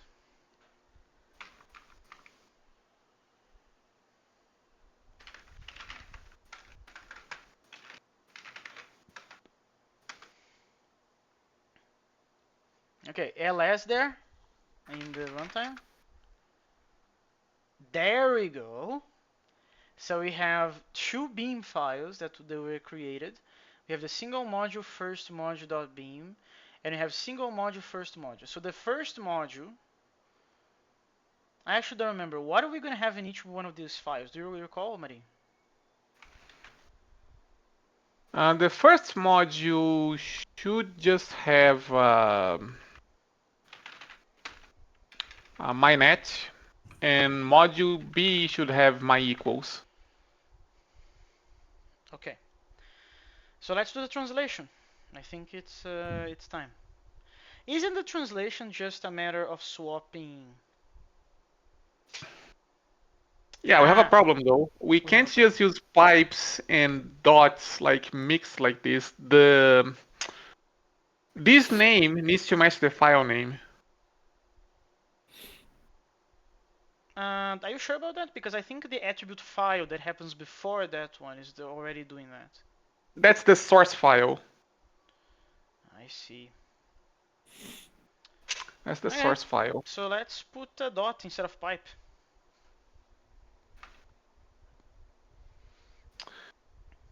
I think dots may have a problem though because Yeah, but this is just to make it to work. This by no means this is probably gonna be the final solution anyway. Just to make it work.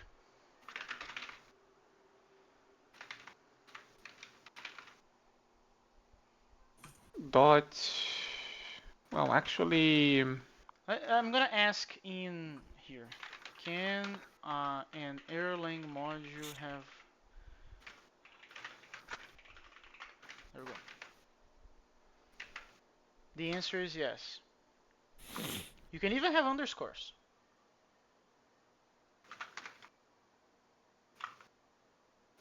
this is yeah, this is kind of stupid actually, but okay. Okay, but are we gonna swap the pipes for dots? And that's it? Yeah, we should. We should. Um, The translation layer is just swapping columns for dots, no? Or am I blind? we could keep the columns even. We can keep the columns. Oh, swapping the pipes back for columns? Yeah, because we're gonna have to quote this anyways. So we may as well use a character that's actually Magetta. You have a Windows machine running there, don't you? No Linux now. Okay. But why? I was gonna ask you to try to make a file with a colon in the name. Good question. Let me check. Give me a sec. I can. There's a problem, though. Hmm? Uh, when we are in that place there on the call, like that we have the to do to handle the namespacing, we only have from the first module onwards. We don't have the single module file name. You see the problem?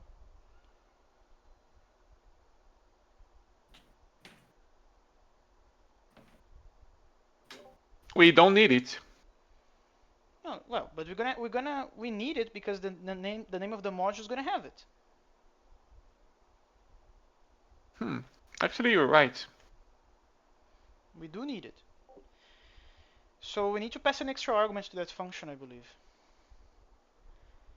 Because that function is receiving just a list of clauses. It's not receiving anything else. Yes, Mogeta? I didn't say anything. Oh, I thought you already tested the thing. Oh no, I'm turning on. I have one laptop here I was using for work. I was going to use for work actually.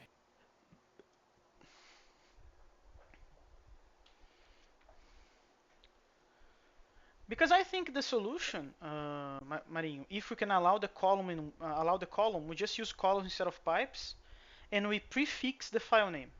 That's it, isn't it? Yeah.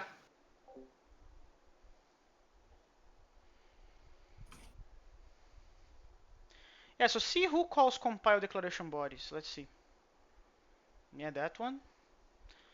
This is in compile multi declaration. We have the compiler. Okay, just pass the file name here. Done. The compiler has the file name, remember? Yeah, we need the module name actually, but it's derived from the file name, so it should be fine. Okay. Oh, actually, just pass the module name. Ah, no. No, yeah, that's. Yeah, no, module name should be enough. Don't forget to swap the pipes for columns, though. Okay, so it's a file that you want to create with a Column in the middle. colon. This is a big moment. Anticipation. Oh yeah, so Windows doesn't allow files containing the following characters: backslash, forward slash, colon, asterisk, interrogation mark, greater or greater and less than, and pipe, like straight pipe. Okay, so underscores it is. Oh, but there's a problem. Our files may have underscores like in their real names. We can use dots actually. Dots then. That works for me. We can use commas even. Yeah, they yeah they allow commas apparently, right, Maggot? Oh yeah, there's nothing saying about commas. Yes, That's Okay. kind of cursed, but okay. it's extremely cursed. Yeah. I mean, it would make our lives. Nah, I think it's the same. But let's use dot, man. I think dot is fine. And then we swap all the dots by columns. That's the transformation function. Okay, so that Go means to the pipe.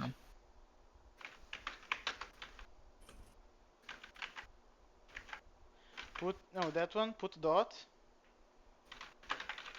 And go to the to-do of handling namespaces and let's do the translation. And don't forget to receive an extra argument, which is the module name. okay. Wait, but the module name has.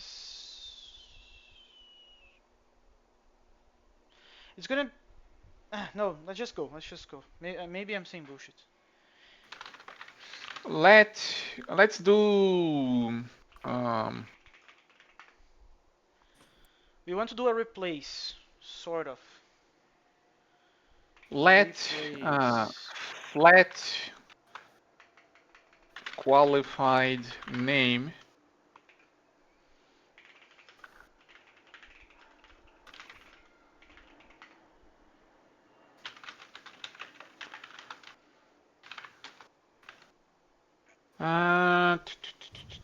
a func label is a list of strings and a string, right? Yeah.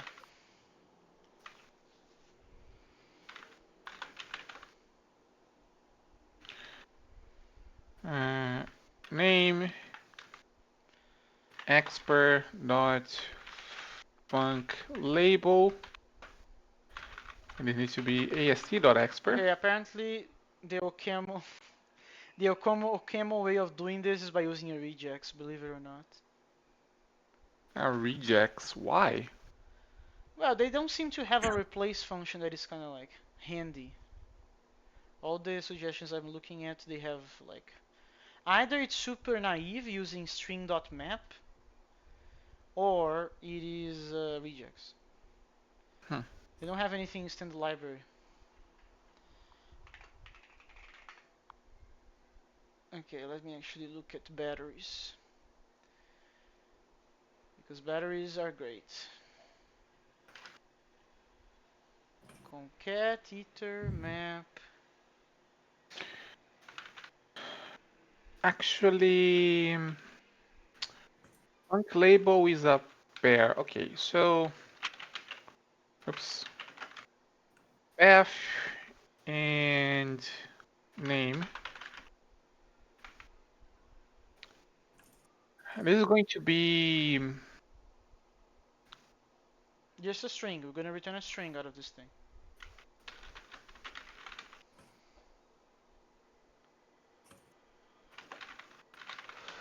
let concat segments left and right equals Wait. There is a replace. Thank why you, would we need batteries. why do we need a replace though? Because... Oh, we're gonna use dots, aren't we? Okay, never mind. I literally forgot that... Well, we were already gonna have used dots anyway. I was still thinking of the column. But in batteries, they do have a replace chars, which is great. Um, path is a list, right? List fold left, fold left. Yeah.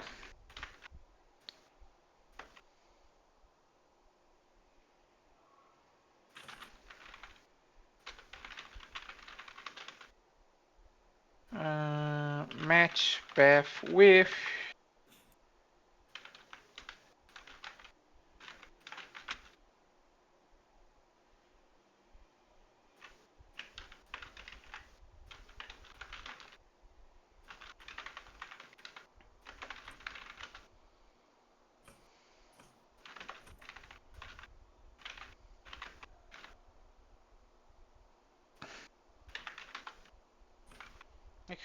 Lambda, accumulator, and a list of stuff.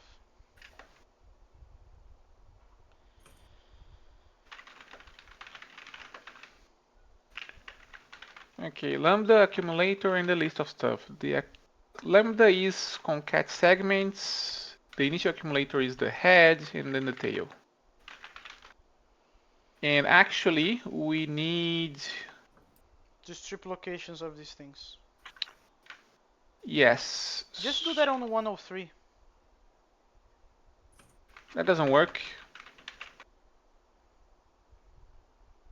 What do you mean it doesn't work?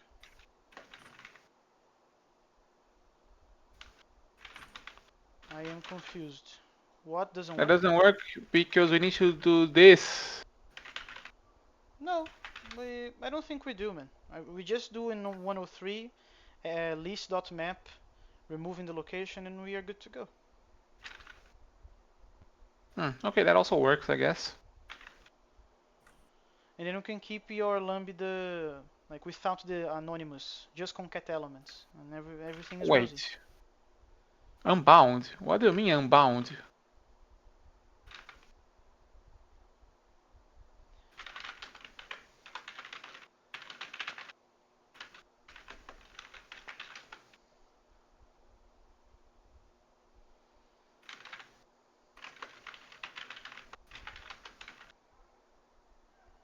Oh, I think it's better stripping the location 104, but this also works.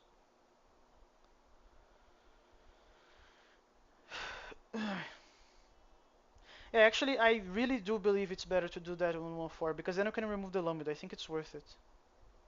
What do you say, Marie? We can remove them. Actually, we can do this. Right?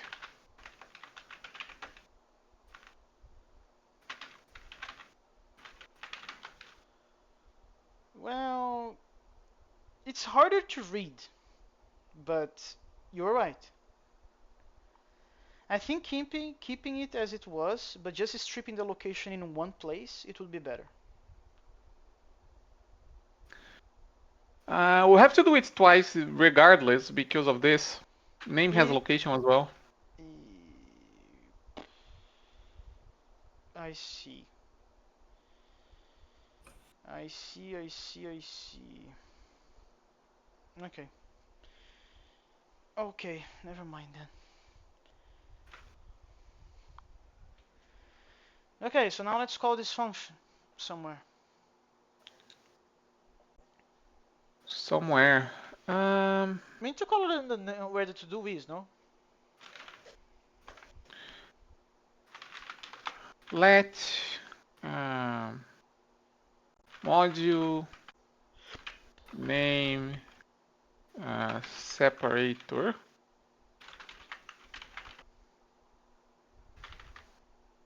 That's way too long, but okay.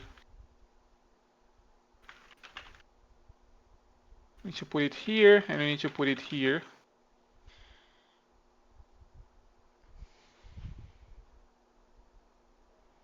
We probably should make a function called create module name. Because right now we're just doing a simple concatenation, but maybe in the future we're gonna change that.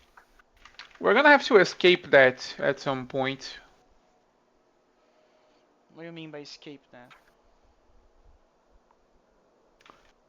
Because the segments could have special characters as well, right? Technically.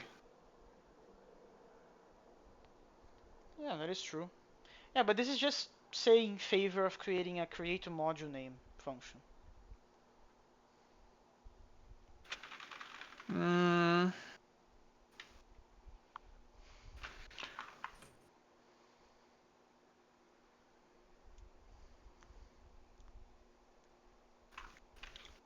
Yeah, you need to compile pass.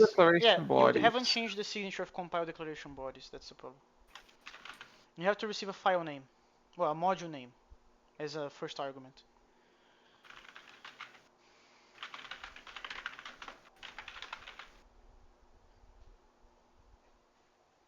Yeah, there we go.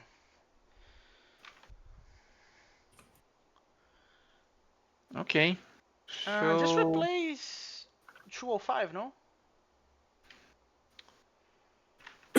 205, yes, but this is a func label.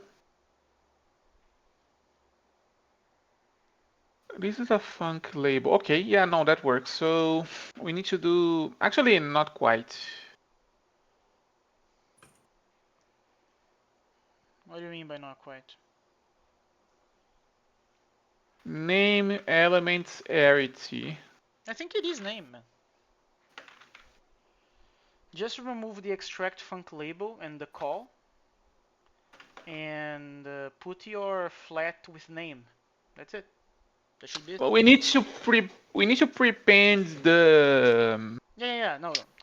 Module name, caret, and then the flattening. yeah. Yeah, let me just make function name this comes from. Oh, we're just getting it from the call. Okay. I guess we can just do it here, I suppose. Yeah.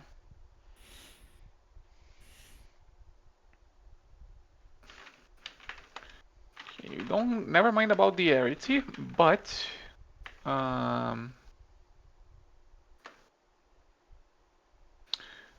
this is a func label, right?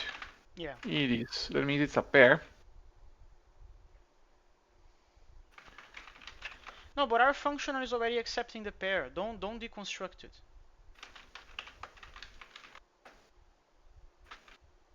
Yeah, this is not exhaustive anymore.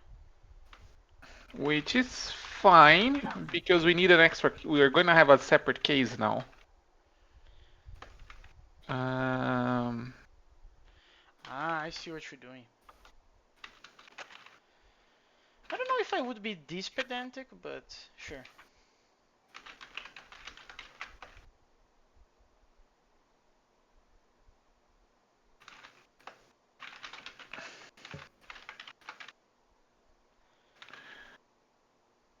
Okay, so what we need to do is we need to Copy, do a. yeah, yeah. Copy We're the not. same thing as before, We're gonna do this, but instead of doing but extract func label, that's where we change things.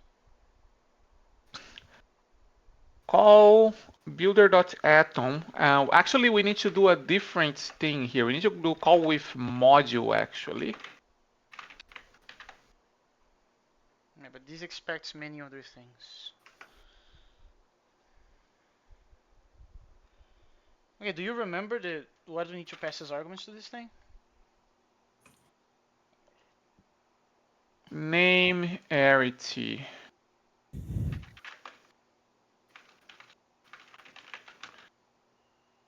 Uh, I guess fun name. This is a string with location, which means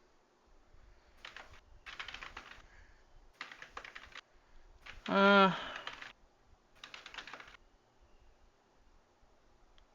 Semicolon. wait a second. This is call with module. Ah, okay, we just built this. This is, in fact, we actually don't need.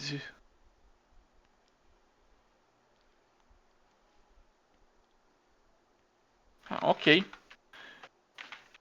Okay, that means actually we need to do something slightly different. How so? Because the function I just wrote up there is expecting to build a complete string for the thing. Yeah, just But that's not remove really the. what we want. We actually just want the module to be concatenated. So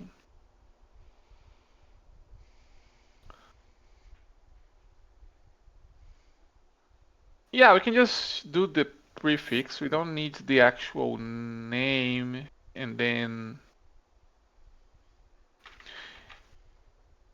yeah, let's rename this to flat module name. This takes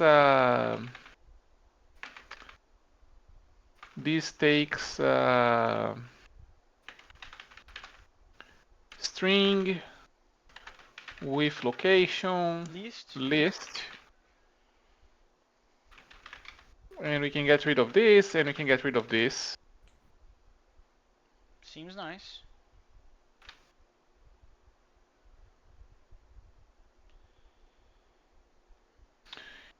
Yeah, and that means we can just hello Ace. Hello Ace. We can just call that in there, right? Yes, we can.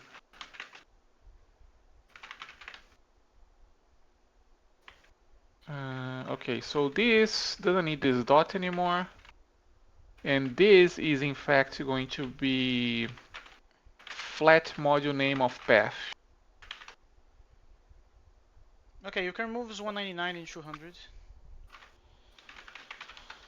Okay, that is progress. Progress. Let's use the fact that we are here. Can you go down there in the initialize function? There's a to do there that I think we can already also fix.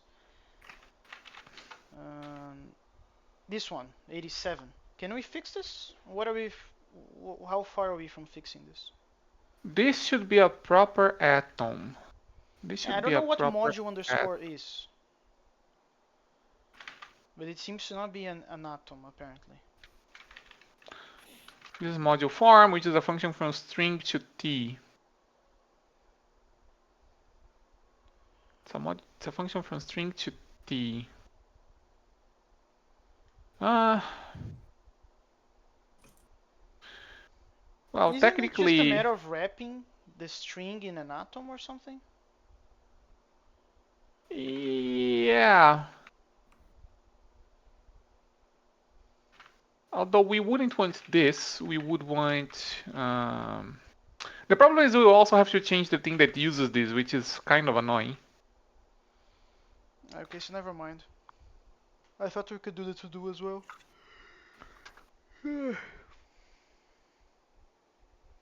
Unused module name.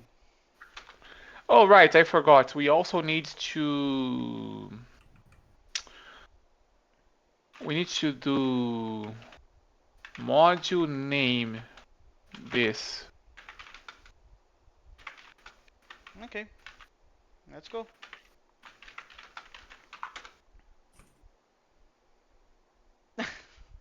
It doesn't have location.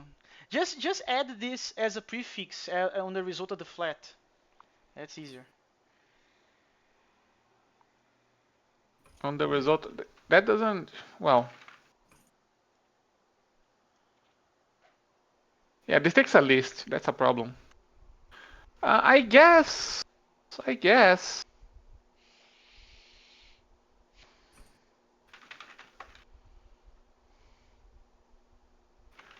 I guess we can do this. Just get rid of the location altogether. Love it.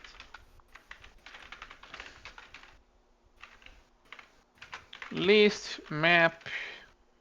Location. Uh, No, no, no, we don't need that. We don't need that. No, no, no, no, no, no, no. Location dot strip location.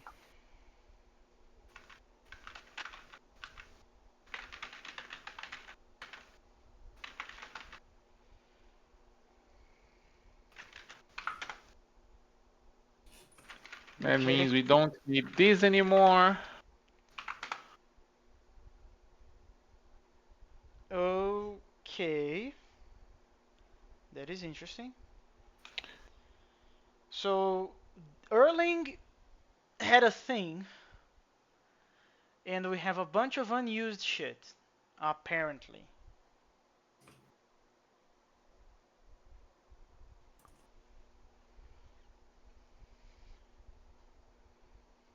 Okay, first module B works, apparently. First module works, apparently. But then the top level failed. And it Why? failed with a bunch of with already defined and undefined and unused, which is fun.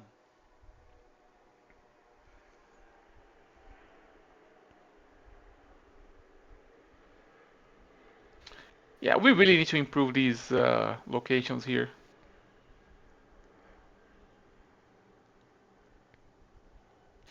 Failed to evolve.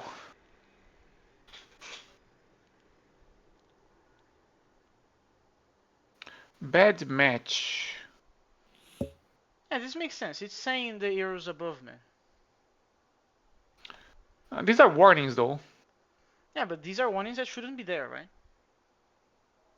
Well, actually, this is a warning. These are errors.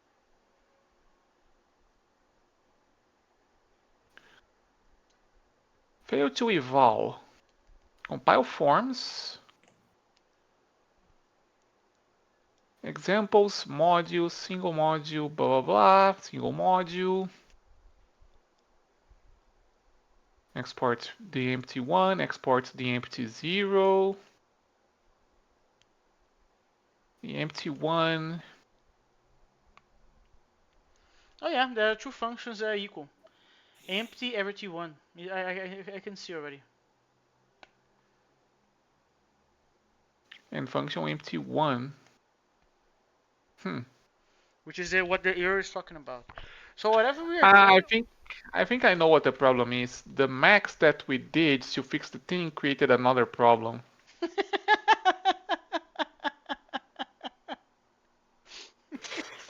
And why is that so?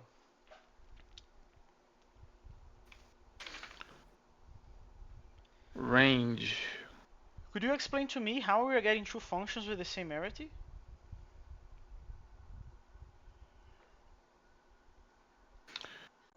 Down to from zero to arity minus one. I think.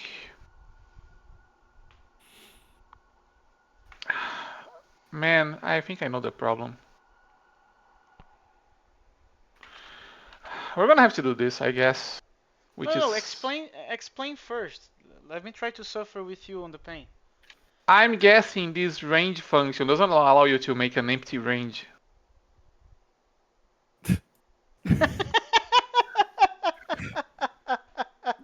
Completely believe in that. Okay.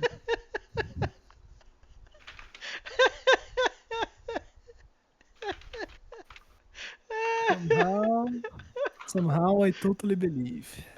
Yep, that It works. worked.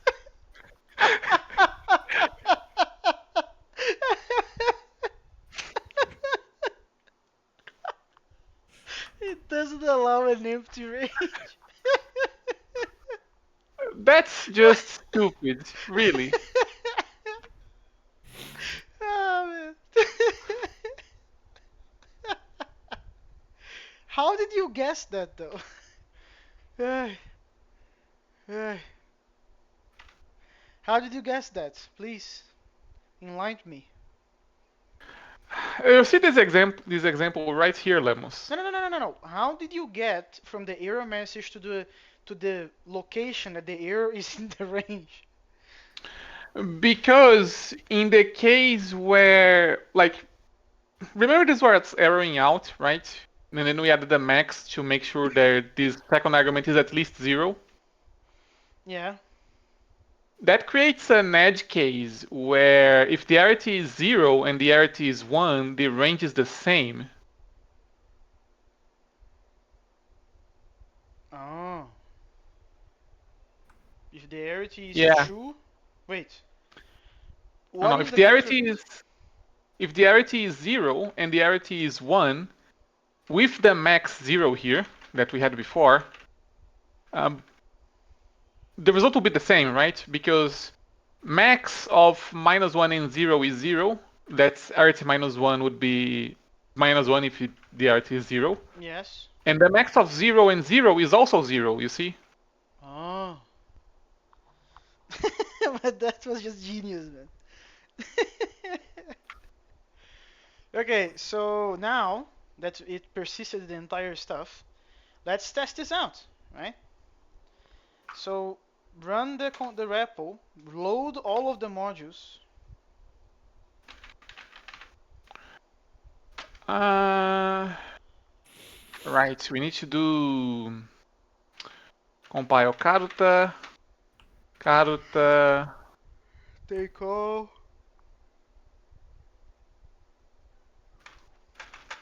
take all, but this is not plus, this is actually single module. Dot. Why dot? No, no, no, no. You're right. You're right. You're right. No, no, no. You're right. Damn. That's uh, that's some real scary stuff. Did we No implement function equals by clause. any chance in the runtime? I'm pretty sure we did, I remember naturals and I remember plus. but we may not have. Yeah, no, we do. EQ is here. Okay, so what the fuck is that then? Exception error. No function clause matching. Deref query. Wait, what question are we asking in the program? We're just asking if 1 is equal to 1. I don't think that's gonna work. I think we always prepare the runtime to have a variable,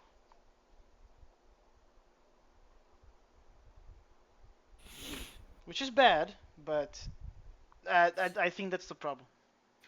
I mean, you can try it out with a variable.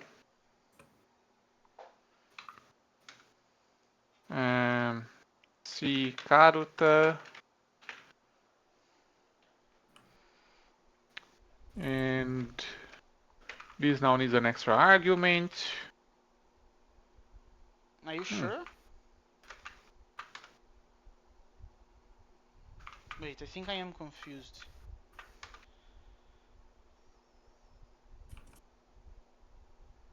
Huh. Okay, what Is the were we query doing? living in the top level module? It is. It is. It So, certainly where is is. it then?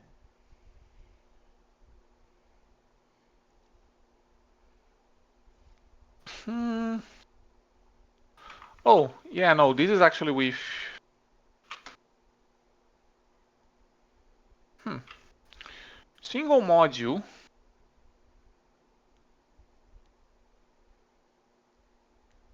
There's the one argument case. Oh, this is a the export. Okay. There's the zero argument case No, but and the the one export is what argument. matters. There's only the 0 and the 1. There's no true. Ah, I didn't recompile. That's the problem. Ah.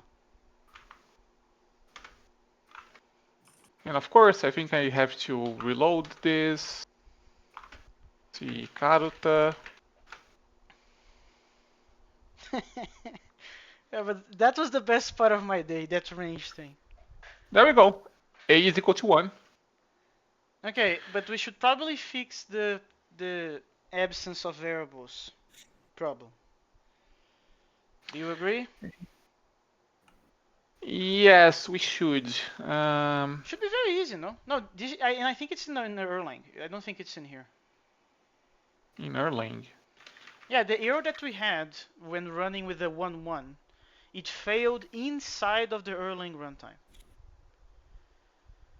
So I think there is an edge case that we are not treating in the coding, Call microcoding. with fresh net take all. We pull on the stream. If there's a result, we const it onto the recursive call.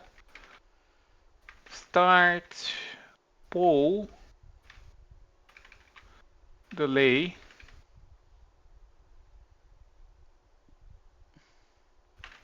I'm pretty sure unify map, unify a bunch of stuff. Where is dref query variable? Dref query, okay. Does dref all?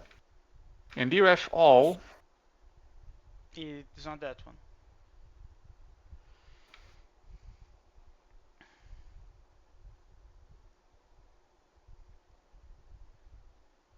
It's an empty map, right?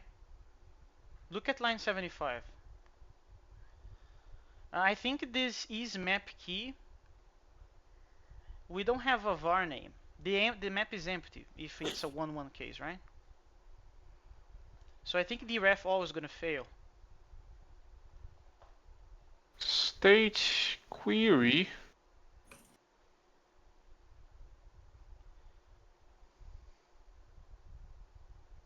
Yeah, we do need, in fact, a... Somewhere in the chain there needs to be a check if the map is empty. No, it's right here.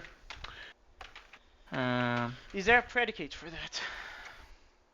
We don't need a Erlang predicate. map empty predicate. We don't need a predicate. The map is not going to exist at all if it's not... Actually, that's a good question. Where is it going to exist? Query.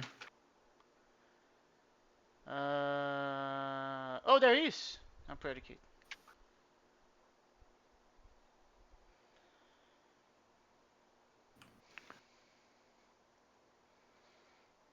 Start to go, blah, blah, blah. Conj. Okay, where is... What are you looking for? Remote call with fresh. Carta conj. How much time? Okay. What are you looking for, Marinho? Let me try to help you. I'm looking for the place where we initialize the query, the map of query variables. Deref query var, deref query variable here. Yeah, but this is assuming you have a name, which is not our case. No, I'm just seeing how it manipulates the state. So takes a var, takes a name, takes a goal, then returns a new goal that calls the original one but adds this to the state. Yeah. Yeah, we which add makes sense. a mapping from the name to the var, and we do a map get, and if the query is not there, we default to the empty map, but that means the query may not be there at all. Yeah, that's the problem. So uh, that means if we have no query, then the query is just empty.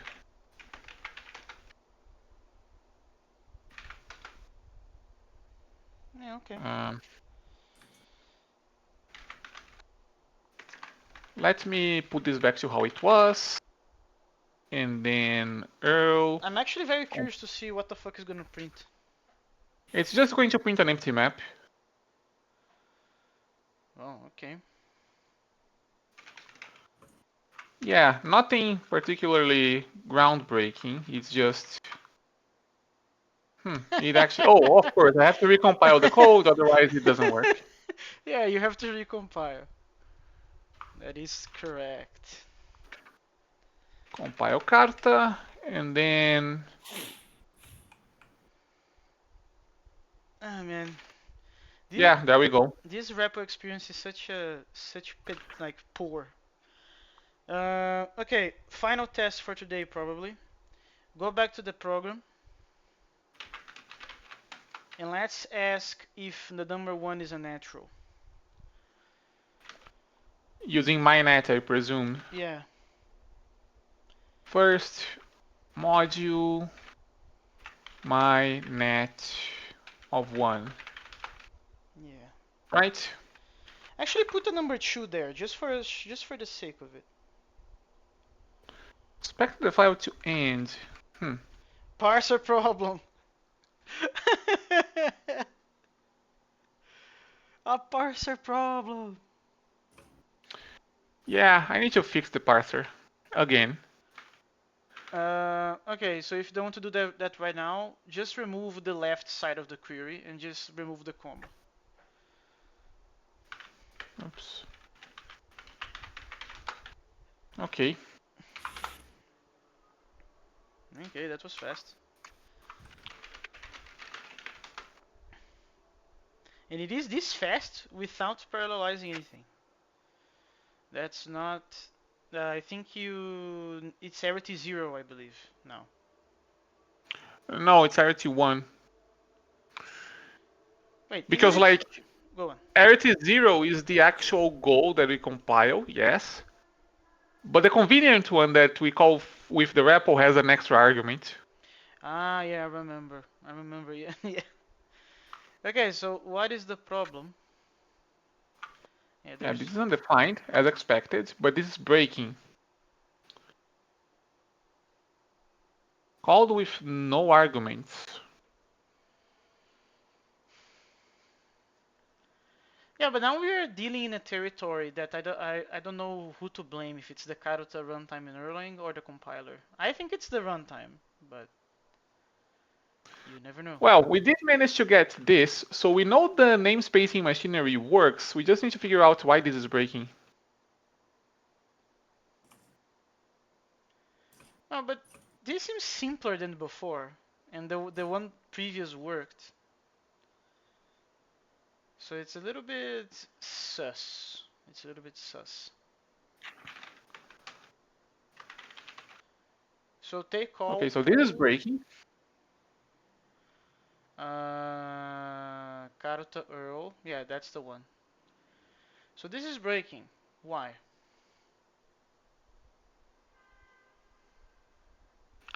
Junction fun 2, 0, called with no arguments, but it should have taken 1. Which is this, I think. No, but bind. Exceptionally, Karuta conj fun called with no arguments. Oh, it's probably because stream is a conj, and the conj requires arguments, but you're passing none to it. That's probably not it.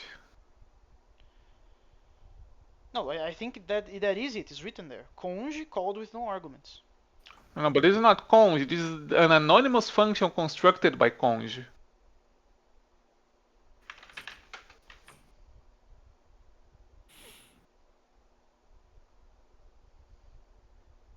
See? Yes. Is the implementation of net correct? So there's a 168 there. We receive the state, we deref the thing, and then we check if it is at the same time an integer and it is greater than 0. Or equal to 0. Yeah, this seems correct to me. Like, it's been a while since we touched this part of the code. Like, well, we can do that. We can check that actually. Yeah, but that's not gonna work. You Oh, probably we need need to to do namespace. Karuta net.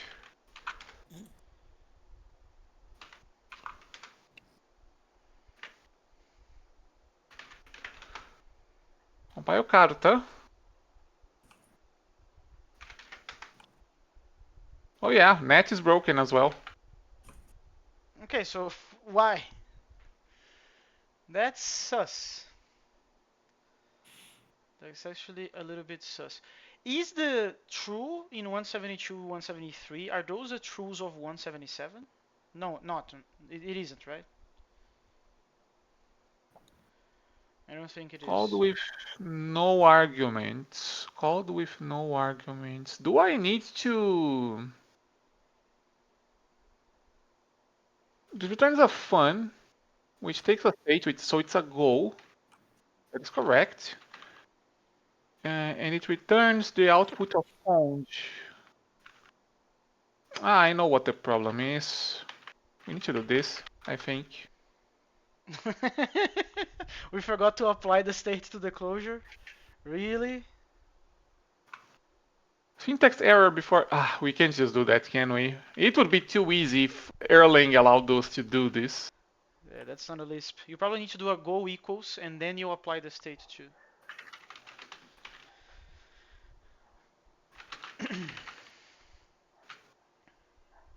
Yeah, that should fly.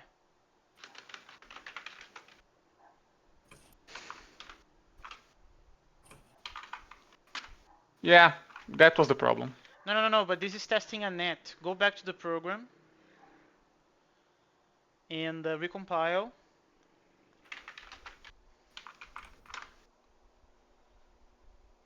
Now we need to reload. Compile Karuta.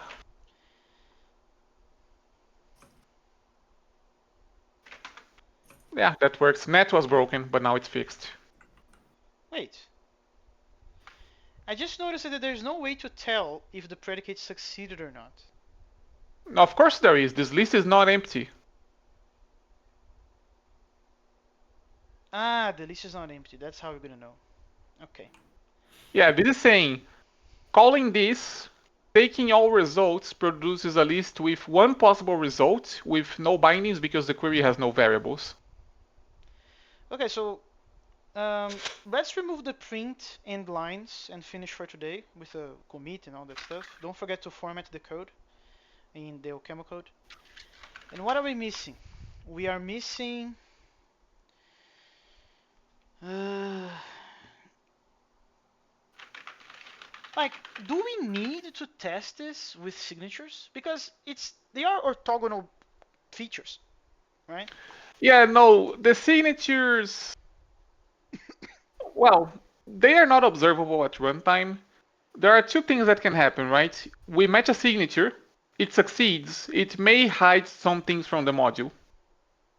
Or it fails, in which case we stop compilation, because that's a Yeah, no, but compiler but error. but hiding things, trying to use a hidden thing is a compiler error, like a compile time error. Yes. So that's fine. Like I want to try to assess if today was a victory, right? So if we finish the module system, my intuition tells me no, because we haven't tested compiling modules with signatures, but my knowledge of the code base tells me that those two systems are orthogonal. If you tested one, which we did last time, and you tested the compilation of modules, because they are orthogonal, this is fine, right? It should be, yes. Okay, so we did it then. Like Do we we don't keep know this? how, we yes, well, I don't know. I don't know if we should keep that. Let's keep it. Well, it's not a complete victory, complete like 100% because we are complete monkeys in regards to abstract signatures, right? We Yeah, don't we don't have have them at all yet. yeah. But aside from those, like, and we don't have functors. That's also a thing. And we don't have functors, yes. We need to implement those at some point. Yeah, but that's not really needed because remember, what the reason we did modules on the first place was because we wanted to have the encapsulation property. Because then we can make a built-in in under the umbrella of Karuta module, and then that's it, right? Yeah, Okay, so I think it is fair to say this is a victory, no? Like, it is. We had a goal. We accomplished the goal. That's it.